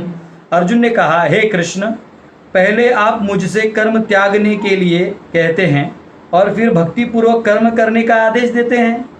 क्या आप अब कृपा करके निश्चित रूप से मुझे बताइए कि इन दोनों में कौन अधिक लाभप्रद है? बस प्लीज थोड़ा कंफ्यूजन दूर कर दीजिए। तो ध्यान से देखो कौन से श्लोकों से अर्जुन को प्रॉब्लम हुआ। ठीक है, इसको आप नोट डाउन भी कर सकते हो। तो जो दूसरा अध्याय था उसमें भगवान ने क्या ज्ञान दिया? आत्मा का साक्षात्कार दिया। कहा कि आत्मा का साक्षात्कार जो है वो आपको इस भवबंधन से मुक्त करा देगा, और उसके लिए बुद्धि योग का पालन करना जरूरी है। स्पेशली निष्काम कर्म योग करोगे तभी ऊपर जा पाओगे, वरना सिर्फ यहाँ नीचे से लेके सीधा ऊपर के लैडर में नहीं पहुंच सकते। आपको धीरे धीरे अपनी चेतना को उठाना होगा। तो यहाँ पे फिर तीसरा अध्याय में क्या कहा कि कोई भी कार्य करने, no actions for person who attend atma realization. 3.17 में उन्होंने क्या कहा कि जो एक बार साक्षात्कारी हो जाए उसे कोई कार्य करने का जरूरत नहीं है। और फिर चौथे अध्याय में आपने कहा 4:33 में सर्वकर्माखिलम पार्थ परिसमाप्यते, सारे कार्य समाप्त हो जाते हैं उसके लिए जिसको ज्ञान हो जाए। और 4:42 में आप कहते हो तस्मात् अज्ञान संभूतम, परफॉर्म निष्काम कर्म योग, उठो लड़ो। कंफ्यूज हो रहा है प्रभु। तो यहाँ विरोधाभास है। ज्ञान कह रहा है कि आप सारे कार्यों को रोक के, है ना, इंद्रियों के सारे कार्यों को रोक दो, और कर्म कहता है आप सारे इंद्रियों को सेवा में लगाओ। तो तुम दोनों में मुझे फंसा दिए हो, तो बताओ। और एक आचार्य बोलते हैं, जैसे 4:41 में भगवान ने क्या कहा, लास्ट के 2 श्लोकों में 4:41 में कहा योग संन्यस्त कर्माणम। भगवान ने खुद ये शब्द डाल दिया ताकि ये पूछे। तो कह रहे रिनाउंसिंग कर्म बाय ज्ञाना, कर्म को आप ज्ञान से त्याग सकते हो। समझ में आ गया तो? हाँ। और फिर 4:42 में आप कहते हो योगम अति उत्तिष्ठ भारत, टेक टू कर्म योगा, चलो उठो लड़ो। तो आप ये दोनों डायलॉग मुझे 41 में और 42 में ही कंफ्यूजन डाल दिए। प्रभु कृपया करके बताइए। हाँ, जैसे आप ऐसे नहीं बोल सकते कि कुछ रुका हुआ है और चल भी रहा है। आप ऐसे कभी नहीं कह सकते कि रात और रात है दिन है। जैसे कुछ पॉलिटिशियन लीडर कहते हैं ना, I woke up in the night, I woke up in the morning, है ना, वैसा आप नहीं बोल सकते। तो ये दोनों एक साथ नहीं हो सकते। तो प्रभु कृपा करके मुझे थोड़ा सा मार्गदर्शन करिए। चलिए दूसरा श्लोक खोलिए। बाहर क्या है जो सब ताक रहे हो? श्री भगवान उवाच संन्यास कर्मयोगश्च निःश्रेयस कराभुवौ तयोस्तु कर्म संन्यासात् कर्मयोगो विशिष्यते। श्री भगवान ने उत्तर दिया, मुक्ति के लिए तो कर्म का परित्याग तथा भक्तिमय कर्म कर्मयोग दोनों ही उत्तम है, किंतु इन दोनों में से कर्म के परित्याग से भक्ति युक्त कर्म श्रेष्ठ है। तो भगवान कह रहे हैं कर्म संन्यास से कर्मयोग श्रेष्ठ है। अब मैं इसको पूछ दूं? हाँ, 1 मिनट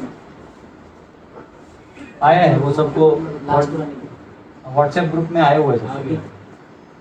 मंथन में डाल दो इसको आगे, है ना? तो ऐड नहीं है क्या? लेकिन उसको नहीं लिखते। तो लिख लो, चेतना को परमात्मा में लगाकर मुक्ति। इतना समय क्या कर रहा था? सबसे फास्ट आदमी था। हरे कृष्ण।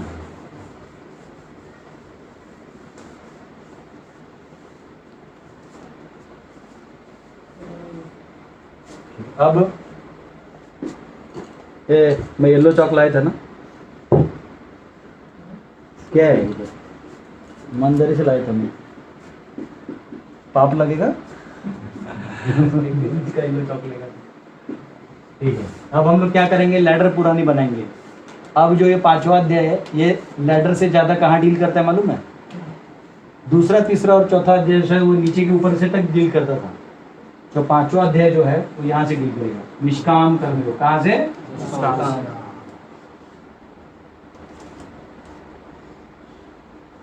निष्काम कर्मयोग से क्या होगा? किसकी बढ़ोतरी होगी? ज्ञान।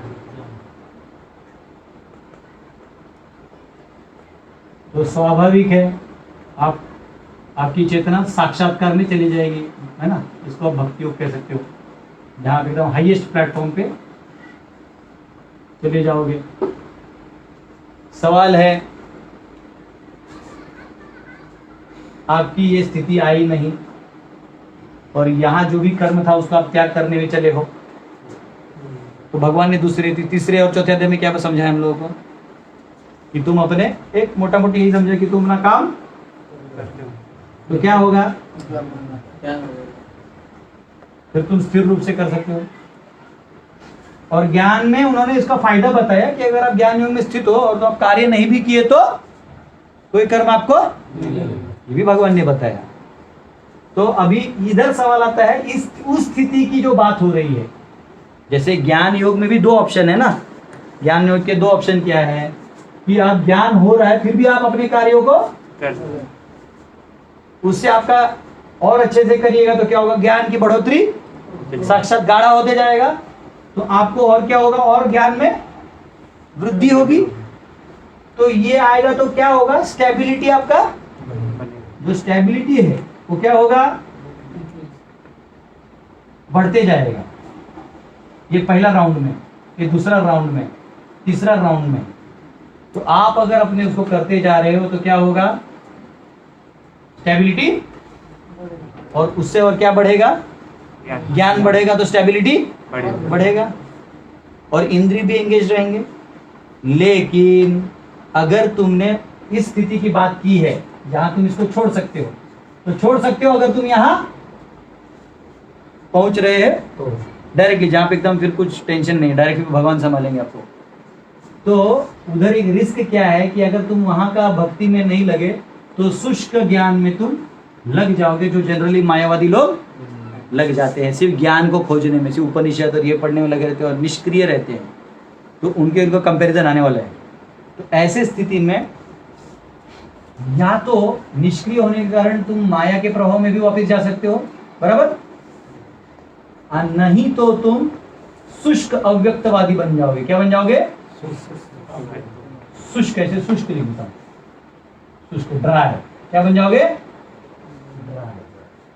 तो ड्राई बनोगे तो क्या करोगे, जो नीचे का लैडर से भी नीचे था ना, जो सकाम है, क्या है, सकाम बोल सकते हो, या जो द्रव यज्ञ करते हैं ना, जो दान देने होने लगते, तो दूसरों के लिए जीना है, खुद के लिए तो अब जीना नहीं है, खुद का इच्छा तो चला गया, लेकिन अभी शुष्क है, तो आप क्या करोगे, वो द्रव यज्ञ या ड्राई सकाम कार्य में लग जाओगे।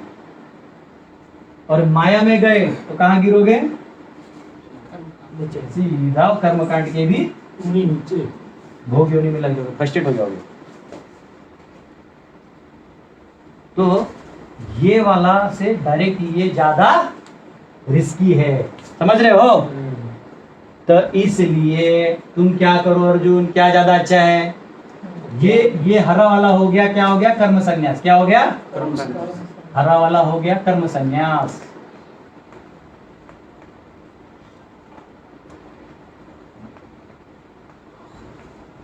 और लाल वाला हो गया, क्या हो गया, कर्मयोग, क्या हो गया,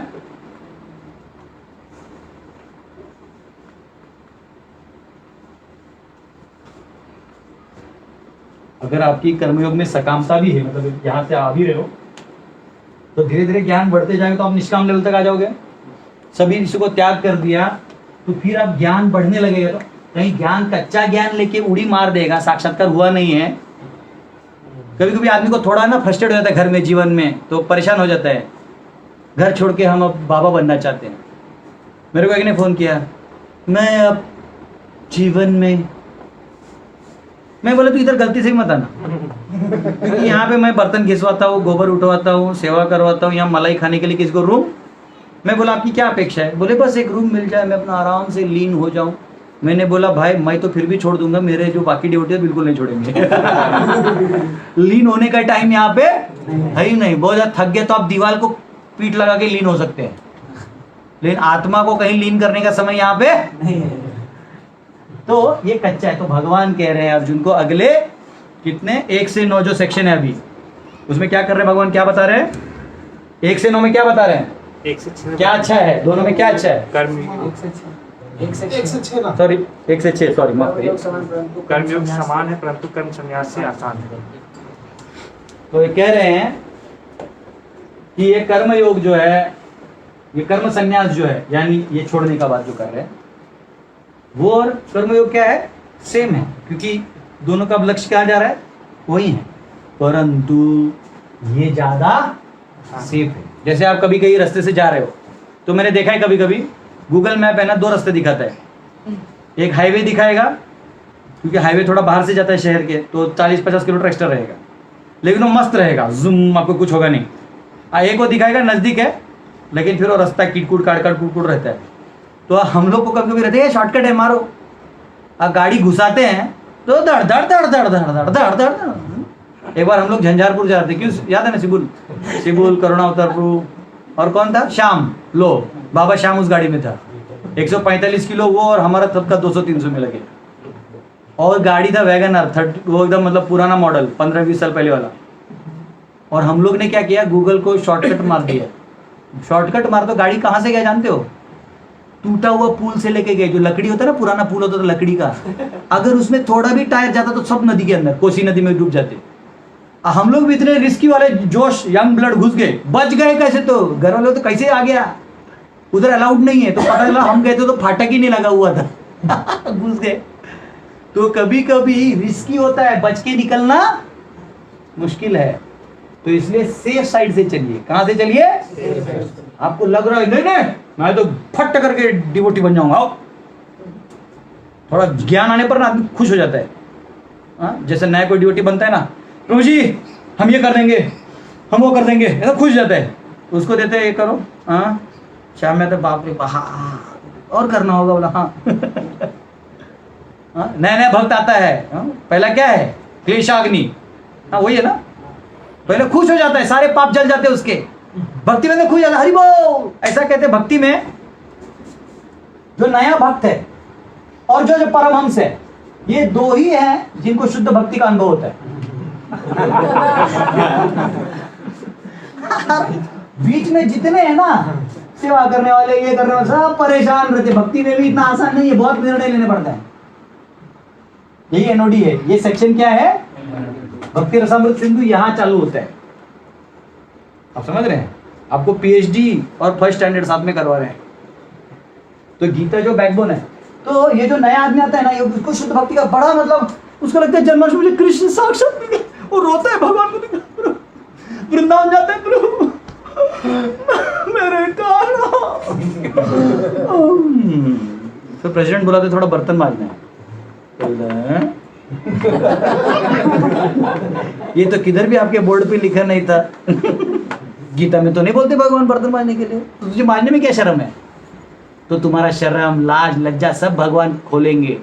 जैसे गोपियों के कपड़े चुरा लिए थे ना, तो हमारे जितने आवरण हमने उपाधियां लगाई है सब कवच निकालेंगे, हैं मेरे पास आ रहा है, भगवान निकालेंगे सब अनर्थ बाहर, और आपको एक्सपोज करेंगे, तब एकदम परमहंस हो जाइएगा। तो यही चीज का अनुभव यहाँ पे होगा। जैसे कोई नया योगी बनता है ना, ध्यान में लगाता है एकदम, तो एक्चुअली उसको कब लगता है योगी हो गया है? भले उसको फल मिले ना मिले, जब जटा महकने लगता है ना, जटा फटा एकदम कंगी से नहीं हो रहा है, आहा मतलब हम योगी बन गए। वैसे नया ड्यूटी होता है, नया धोती लेता है एकदम, वो जो नया धोती उसको स्टार्च होता है, वो पहनते हुए फ्रॉक की तरह होता है ऐसे, वो यहाँ से अंदर करता है, यहाँ निकलता है, यहाँ से अंदर करता है, यहाँ निकलता है। पहली बार चंदन लगाते ही एकदम सब ठंडा लगता है। कितनों को अनुभव है ऐसा पहली बार? क्योंकि चंदन लगाने की आदत है नहीं, लगाते ही हम उसको ऑलमोस्ट आत्मा को चंदन लगा दिया जैसे हो जाता है। और अब तो कभी भी ले लगा, ये ले लगा मारामारी कर रहे हो ना, तिलक लगा के जाओ। तो ये बीच वाला स्टेज अनर्थ निवृत्ति का बड़ा कठिन है। तो इसलिए डायरेक्ट इधर जम मत मारो, क्या करो, स्थैर्यता को बनाए रखो। यही आने वाले श्लोकों में भी भगवान बता रहे हैं। तो इसमें प्रभुपाद इसी में भागवत की पुष्टि करते हैं, जो ऋषभदेव कहते हैं 5वें स्कंद के 5वें अध्याय के 4 से लेके 6 श्लोक में, नूनम प्रमत्तः कुरुते विकर्मा यदिन्द्रिय प्रीतया आपृणोति न साधु मन्ये यतात्मनोऽयम् असन्नपि क्लेशद आसदेहः पराभवस्तव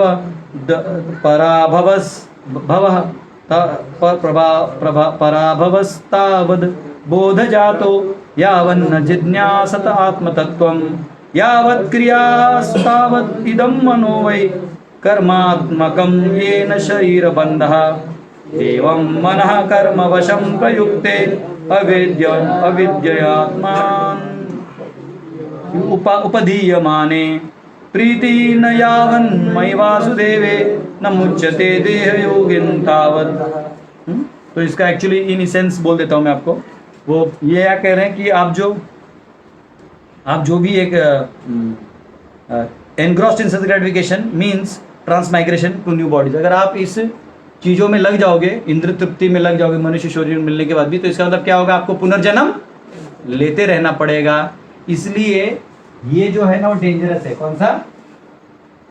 तुम इतना तक चढ़ गए हो, सांप सीढ़ी खेले आप लोग तो कैसे रहता है? 99 पे 98 पे एक रहता है, कुछ ऐसा रहता है, 99 फोर करके नीचे ले आता है। तो ऊपर चढ़ने के बाद आप नीचे गिर सकते हो, इसलिए ये रिस्की है, जो यहाँ पे कहा गया है। ठीक है। और भक्ति रसामृत सिंधु में भी एक वो आता है, श्लोक आता है 1.2.258 में आता है, प्रपंचिकतया बुद्ध्या हरि संबंधी वस्तुनः मुमुक्षु भी परित्यागो वैराग्यम फल्गु कथ्यते। Renunciation by persons eager to achieve liberation of things which are related to supreme personality, though they are material, is called incomplete renunciation. नकली वैराग्य, फल्गु वैराग्य क्या है? भगवान से संबंधित वस्तु सभी भगवान से हैं, ये नहीं जानने के कारण आप क्या करते हो? मतलब टोटल ज्ञान यहाँ का नहीं हुआ है भक्ति का, और ज्ञान हो गया है, साक्षात्कार बड़े लेवल तक हो गया, पूरा ज्ञान नहीं हो तो क्या होगा? आपको चांस है कि आप यहाँ पे इंद्र तृप्ति कर सकते हैं। तो युक्त वैराग्य क्या है? जब समझ जाते हो कि सभी भगवान के और आप उसमें एंगेज हो जाते हो तो फिर आप बच जाते हो। ठीक है, ओके। चलो अभी ये जो चीज मैंने आपको समझाया, यही अगले जो अभी ये लैडर समझा ना आपको, यही चीज भगवान श्लोकों में समझाने वाले हैं। तो इसमें कुछ ज्यादा एक्सप्लेनेशन टेंशन लेने की जरूरत नहीं है। तो और आज तो आगे का क्लास नहीं है ना, तो मैं 1-2-3 मिनट आगे ले सकता हूँ। ठीक है, चलिए तीसरा श्लोक लीजिए। ज्ञेयः स नित्य सन्यासी यो न द्वेष्टि न कांक्षति निर्द्वंद्वो हि महाबाहो सुखम बंधात् प्रमुच्यते। जो पुरुष न तो कर्म फलों से घृणा करता है और न कर्म फल की इच्छा करता है, वह नित्य सन्यासी जाना जाता है। हे महाबाहु अर्जुन, ऐसा मनुष्य समस्त द्वंद्वों से रहित होकर भव बंधन को पार कर पूर्णतया मुक्त हो जाता है। तो असली सन्यासी कौन है? वो न घृणा करता है ना,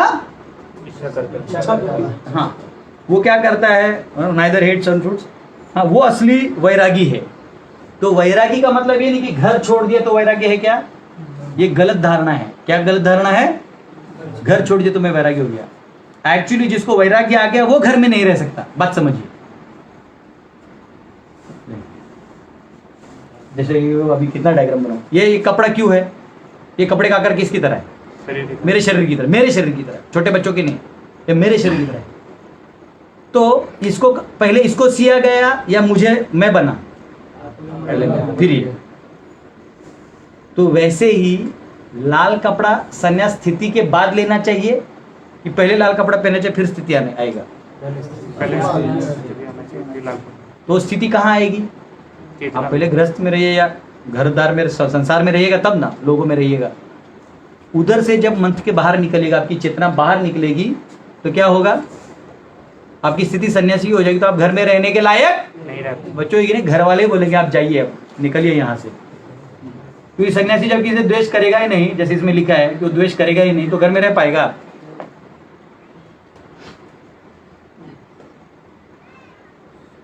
जैसे किसी असली सन्यासी को अगर आप प्रधानमंत्री बना दीजिएगा भारत का, वो क्या करेगा?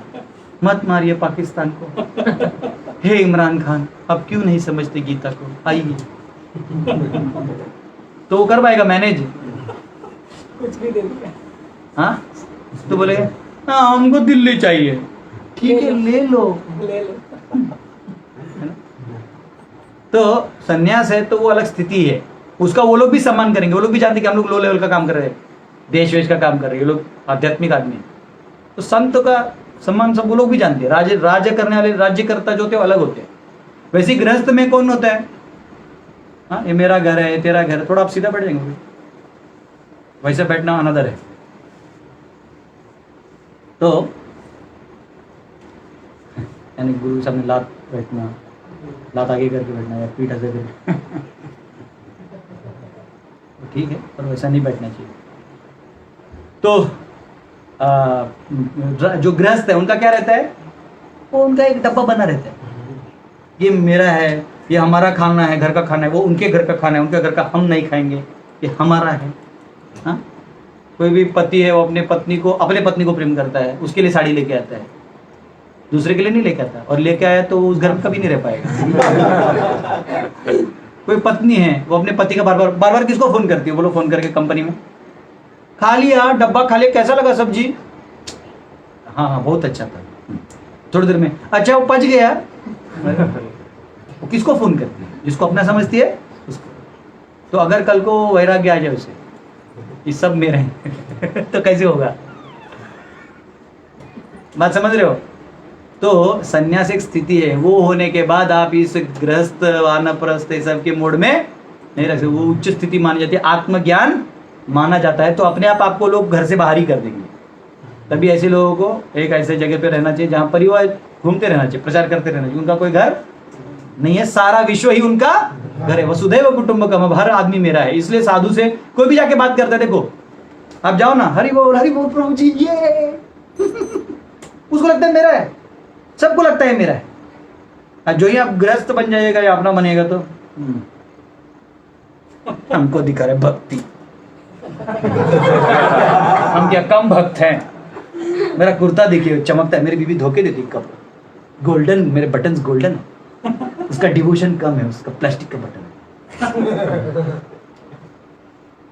मैंने ज्यादा डोनेशन दिया, मैं ग्रेट डिवोटी हूं। ओ मैं कम डोनेशन दिया, मुझे प्रेजेंट नहीं पूछा। ये देहात्म बुद्धि है। क्या है? कोई माता जी को 4 श्लोक ज्यादा आ गया तो दूसरों से हाँ धर्म क्षेत्र कुरुक्षेत्र देखा।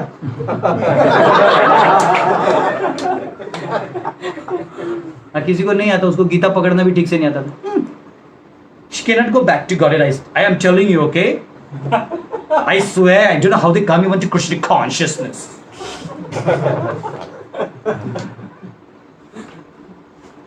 कोई अमीर भक्त है, वो कार से उतरेगा तो दर्शन लेने भी आएगा तो एकदम लाइक मेरी भैया दंडो तेरा बाप मारेगा। जो अर्थ निपुण मंदिर है उनका प्रेसिडेंट तो भाग भाग कहता है हाँ ये मालिक, अरे मालिक उधर खड़ा है अल्टर में, इधर ये सेवक है। लेकिन जो धर्मपरायण है, जो उन्नत है, तो आओ बेटा दर्शन लो, प्रसाद लिए, हरे कृष्ण जाओ। क्योंकि उसका जो कार है उसको पतरा दिखाई देता है, उसको भले वो मर्सिडीज का लोगो सपने में दिखाई देता होगा, इसके लिए वो क्या है? धूल के समान है, पतरा है। वो सोचता है वो पतरे में छांव ले रहा है, मैं तो मतलब पेड़ का छांव ले रहा हूँ, ज्यादा शीतल है। वो अज्ञान में है। तो अगर कोई स्थिति में वो घर में रह ही नहीं सकता, उसे अपने आप लोग निकाल देंगे तो रहेगा।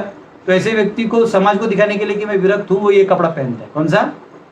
बस ये कोई अचीवमेंट नहीं, आर्मी की तरह 3 स्टार, यस सर, जय हिंद।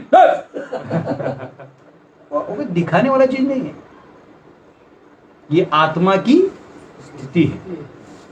तो यहां पे क्या कह रहे हैं कि जो ऐसा है महाबाहु, जो इस द्वंद्व से निकल गया, वो असली सन्यासी है। अब वो चाहे गृहस्थ में रह के वो कर रहा है या फिर उसका कोई फर्क नहीं गिरता। तो 3.4 खोलिए, सॉरी 5.4। अब ये 5.4 और 5.5 जो है ना, ये प्रूव कर देंगे कि ये दोनों एक है। सांख्य योगो पृथक बालः प्रवदन्ति न पंडितः एकमप्यास्थितः सम्यक् उभयोर्विन्दते फलम्। अज्ञानी ही भक्ति कर्मयोग को भौतिक जगत के विश्लेषणात्मक अध्ययन सांख्य से भिन्न कहते हैं।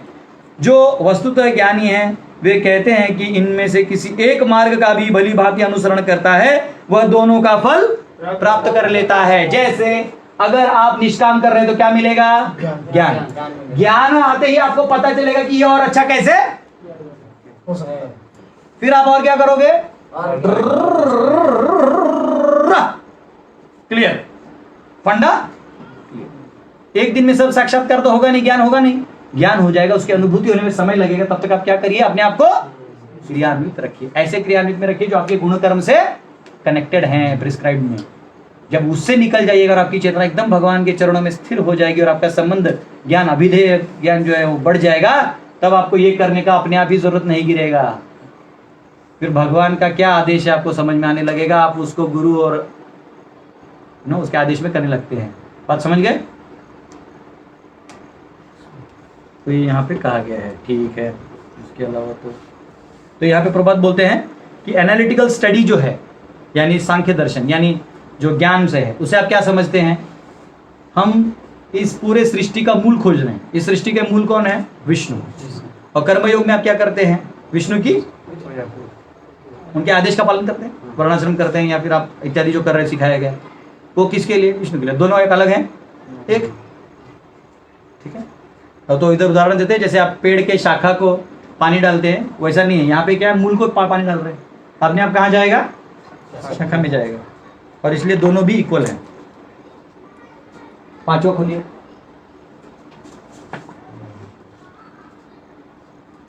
यत् सांख्ये प्राप्यते स्थानं तद योगैरपि गम्यते एकम सांख्यम च योगम च यः पश्यति स पश्यति। जो यह जानता है कि विश्लेषणात्मक अध्ययन सांख्य द्वारा प्राप्य स्थान भक्ति द्वारा भी प्राप्त किया जा सकता है और इस तरह जो सांख्य योग तथा भक्ति योग को एक समान देखता है वही वस्तुओं को यथारूप में देखता है। तो यह कहा गया है कि जो सांख्य दर्शन है और ये जो दोनों दर्शन मिला के वो एक ही हैं। तो सांख्य का गोल क्या है? सांख्य का गोल क्या है? ब्रह्मांड के मूल को जानना। हाँ, तो यहाँ कहा गया ये 5.5 है। हाँ, रियलाइज। हाँ, तो क्या ज्ञान आता है कि जीव जो है वो भगवान का अंश है और इस भौतिक प्रकृति का अंश नहीं है। तो उसको किसके काम में लगना चाहिए? भगवान के काम में। वो क्या हुआ? भक्ति, या जो कर्मयोग यहाँ पे इस अध्याय के पॉइंट ऑफ व्यू से बोला जाएगा। तो क्या हो गया? दोनों सेम हो गए, वो अलग नहीं है। ठीक है, तो यहाँ पे सांख्यी और योगई कहा गया है क्योंकि person having Sankhya and yoga skills, यानी ये उसके स्किल्स हैं जीव के, इसलिए ये शब्द यूज किया। ग्रामर पार्ट है अष्टाध्यायी 5:127 में, वो आप नहीं भी समझे तो कोई दिक्कत नहीं, बस बोल दिया। तो इस सेक्शन का लास्ट वाला श्लोक है ना 6, छठा कर लेते हैं। संन्यासस्तु महाबाहो दुःखमाप्तुम अयोगतः योगयुक्तो मुनिर्ब्रह्म न चिरेणाधिगच्छति। भक्ति में लगे बिना केवल समस्त कर्मों का परित्याग करने से कोई सुखी नहीं बन सकता, परंतु भक्ति में लगा हुआ विचारवान व्यक्ति शीघ्र ही परमेश्वर को प्राप्त हो जाता है। तो यहाँ पे प्रभुपाद जी तुलना करते हैं दो लोगों की। किसकी?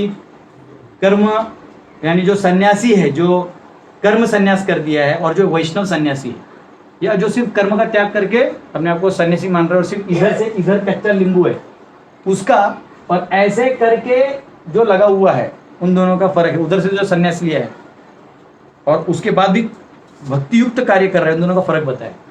क्या फर्क है? वैष्णव सन्यासी है, वो भी वेदांत सूत्र पढ़ते हैं, ये भी वेदांत सूत्र पढ़ते हैं, परंतु ये कौन सा वेदांत सूत्र पढ़ते हैं? शारीरिक का भाष्य पढ़ते हैं जो ट्विस्ट कर दिया गया है, वो एक्चुअली गोल की तरफ लेके ही नहीं जा रहा है। और ये कौन सा पढ़ते हैं वैष्णव? भागवतम, जो व्यासदेव ने ही वेदांत सूत्र के ऊपर टिप्पणी लिखी थी नारद मुनि के आदेश पे। इनका हृदय भक्ति से भर जाता है, इनका शुष्क हो जाता है। इनको भक्ति युक्त कार्य है, मतलब एंगेजमेंट है, इनको भक्ति युक्त कार्य कोई नहीं है सिवाय अध्ययन के। तो थोड़ा भी मन भटका तो क्या होगा? एक्सीडेंट। तो और ज्यादा अगर आपका उतना ताकत नहीं है और फिर भी जबरदस्ती रोक के रखिएगा तो फ्रस्ट्रेट हो जाइएगा। इसलिए आप कभी भी किसी मायावादी के मठ में जाइए, देखे वैसे देखते रहते हैं, एकदम खुश है, शक की नजर। अब भक्तों को जाइए, हरि बोल आइए, ये प्रसन्न खुश ही रहते हैं, भक्तों को टेंशन नहीं रहता है। उसमें भी कुछ भक्त है जो मायावादी टाइप जीवन जी लेते, तो उनको भी प्रॉब्लम होता है। वैष्णव को छत्र महाप्रभु की तरह रहना चाहिए। उदिलो अरुणा पूरब भागे द्विजमणि गौरामणि जागे भक्त समूह लोइया साथे गेल नागर ब्राजे। वैष्णव सन्यासी वो कीर्तन करते करते जाते हैं, सबको उजागर करते हैं, जब जरूरत है तो तत्व ज्ञान भी बोलते हैं। कई बार लोग लगता है अरे तो नाचते रहता है, इसको थोड़ी कुछ आता होगा। आज वो डिवोटी को टम करके टच करते ना चालू हो जाता है। And therefore Krishna says in chapter 5 verse 5 बाप रे डेंजरस, वो पता ही नहीं था। नहीं, डिवोटी सोचता है ज्ञान क्या है, उसका क्या जरूरत है बखान मारने का। प्रेम में आदमी लग जाए। देखो, जब आपका प्रेम कम होता है तो ज्यादा बोलना पड़ता है, गुस्सा होता है तो जोर से भी बोलना पड़ता है। जैसे मुझे इससे गुस्सा है, चिल्ला चिल्ला के बोलना पड़ता है, जबकि सामने खड़ा है वो, तू समझता क्या है, मुझे कम समझता है, कुत्ते कमीने। अरे वो उधर ही सुन रहा है, वैसे ही बोल सकता है, तू मुझे क्या समझता है कुत्ते कमीने। लेकिन उधर वो जोर से बोलता है, क्यों? क्योंकि मन की दूरियां हो गई। क्या हो गई है? शरीर भले ही नजदीक है लेकिन मन दूर है, वो उसकी इच्छा और इसकी इच्छा अलग हो गई है, तो जोर से बोलना पड़ता है। फिर थोड़ा अगर आदमी थोड़ा सा संबंध में है, प्यार नहीं है लेकिन संबंध है, कुछ लेना देना, काम काज का पहचान है, तो हम क्या बात करते हैं, थोड़ा फॉर्मल रखते हैं। और भैया ठीक है ना, घर का सब हो, खाना पीना हुआ, और भैया एकदम इधर से आता है आवाज, इधर वाला इधर से आता है, इधर वाला इधर से आता है, कंठ तक आता है। थोड़ा आत्मीयता हो, मतलब अपना भाई हो, बंधु हो, नहीं होता, थोड़ा अपने घर का रिश्तेदार हो, अरे भैया कैसे हो, इधर से आता है, ए मेरा दोस्त, मेरा भाई, मेरा बहन, मेरे सब। और अगर किसी से प्यार हो जाए तो बोलना भी नहीं पड़ता, फिर तो उतने में समझ जाती 6 बजे मिलना है।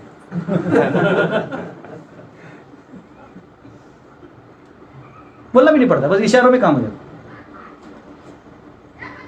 कहाँ मिलना है किधर सब हो जाता। तो ज्यादा प्रेम आने के बाद ये शुष्क काम करने का मन नहीं करता। वैसे भक्त जो है वो क्या है, भगवान का प्रेमी है, उसे ये सब काम करने का मन, बखान मारो वेदांत सूत्र मेंशन, ऐसे बोल के प्रेम थोड़ी बढ़ेगा। और इसलिए मायावादी या ब्रह्मवादी बोलते रहते हैं पकार पकार पकार पकार, इतना इतना किताब लिख देंगे, हमको पूछो इसका निर्णय क्या है अंतिम में, हाँ वो आज तक किसी को नहीं मिला। एक बार किसी ने प्रभुपाद जी के पास एक भक्त की बेटी थी सरस्वती, छोटी, अभी तो बड़ी हो गई होगी लेकिन तभी का स्टोरी है। तो वो भी आई थी प्रभुपाद के साथ, तो एक मायावादी मिलना है प्रभुपाद को, बोलता स्वामी जी ये वो फलाना ढिमका ढिमका ढिमका सब बड़ा बोलने लगा। तो बोले तो प्रभुपाद बोले okay so who is God, भगवान को नहीं तुम बोलो तुम्हारे हिसाब से। नहीं बोले आप नहीं समझ सकते। तो उन्होंने सरस्वती वो बच्चे, yes Prabhupada, who is God, Krishna is the supreme personality of God head. ऐसा बोल दिया, वो आदमी का मुंह ठोस हो गया। मतलब प्रभुपाद बोलते हमारे यहाँ बच्चा बच्चा भी जानता है भगवान को। बात समझ रहे हो, इतना बड़ा, और वो जो परम व्योम है उसके कण में जो ब्रह्म है, उसके चित्त में जो ये है वो, ऐसे कुछ बोल देते, अरे हाँ हाँ कुछ तो होगा कुछ तो होगा कुछ तो होगा। कुछ हो ना हो तेरा जिंदगी बर्बाद हो जाए। तेरे बाप का दादा का सब फिलॉसफी का बदला ले गई। ठीक है। तो प्रभुपाद बोलते कि जो मायावादी शुष्क होते हैं उनका कोई एंगेजमेंट नहीं होता, और लास्ट में ड्राई हो जाने के कारण या तो वापिस इन्हीं कामों में लग जाते हैं नीचे वाले। और भक्त जो है वो इस काम में लगता ही नहीं, वो भगवान की सेवा में लगता है और सबका प्रेमी होता है, सब उससे प्रेम करते हैं। इसलिए यहां कार्य करने पर यहाँ का कार्य तो हो ही रहा है। क्या भक्त गरीबों को नहीं खिलाते, फ्री में प्रसाद बांटते, तो ये खाती ही आके। अब एप्पल का स्टीव जॉब्स था, वो भी खा के गया। भक्त तो किसका भेद भी नहीं करते, तुम तो भेद कर रहे हो कि हम गरीबों को ही खिलाएंगे। हमको इतना विश्वास है कि हमारा प्रसाद अमीर भी खा लेगा तो उसके बाद अमीर नहीं बनेगा, उसके तो महा अमीर बन जाएगा बिल्कुल। समझ रहे हो। तो ये भक्त का लेवल बहुत हाई होता है। भक्ति के लेवल पे आप काम करिएगा तो नीचे के सारे काम हो जाते हैं, परंतु अलग अलग करिएगा तो नहीं होगा। तो ये फर्क है जो यहाँ पे बताया। और उसके बाद भक्त वैष्णव सन्यासी को तो भगवत धाम मिलना है, इसको क्या मिलना है, कुछ नहीं। ठीक है। तो श्रीधर स्वामी के टीका में कहा गया है, उसको वर्तिका कहते हैं, प्रमादीनो बहिश्चित्तः पिशुनः पिशुनः काल कला हुतो सुखः सन्यासिनोऽपि दृश्यन्ते दैव संदुष्यतश्रयः। Narayana. One sees sannyasis who are absorbed in sense gratification with evil minds, fond of arguing, who are contaminated shelters of spiritual life. ये लोग क्या करते हैं, सिर्फ आर्ग्यू करने में इनको मजा आता है। बहुत आर्ग्यू करते रहते हैं। कई बार लोग कहीं कहीं से, आजकल क्या हो गया, गूगल मिल गया, कुछ भी रेफरेंस ले आते हैं, ये स्वामी वो बोलते हैं, ये बोलते हैं, वो बोलते हैं, प्रभुपाद का भी ले आएंगे कचरा। कंक्लूसिव कुछ नहीं रहेगा। श्रीमद् भागवतम के 10वें स्कंद के 47वें अध्याय 87 अध्याय में 87 और 39वें श्लोक में कहा गया, यदि न समुद्धरन्ति यततो हृदि काम जता। In renounced order who fail to uproot the last traces of material desire in their hearts remain impure, thus must not allow them to understand you.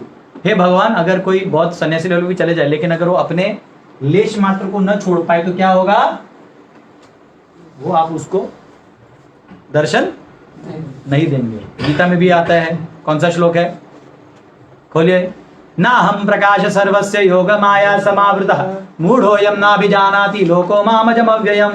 कैसे खोलिएगा, ट्रेनिंग देना पड़ेगा।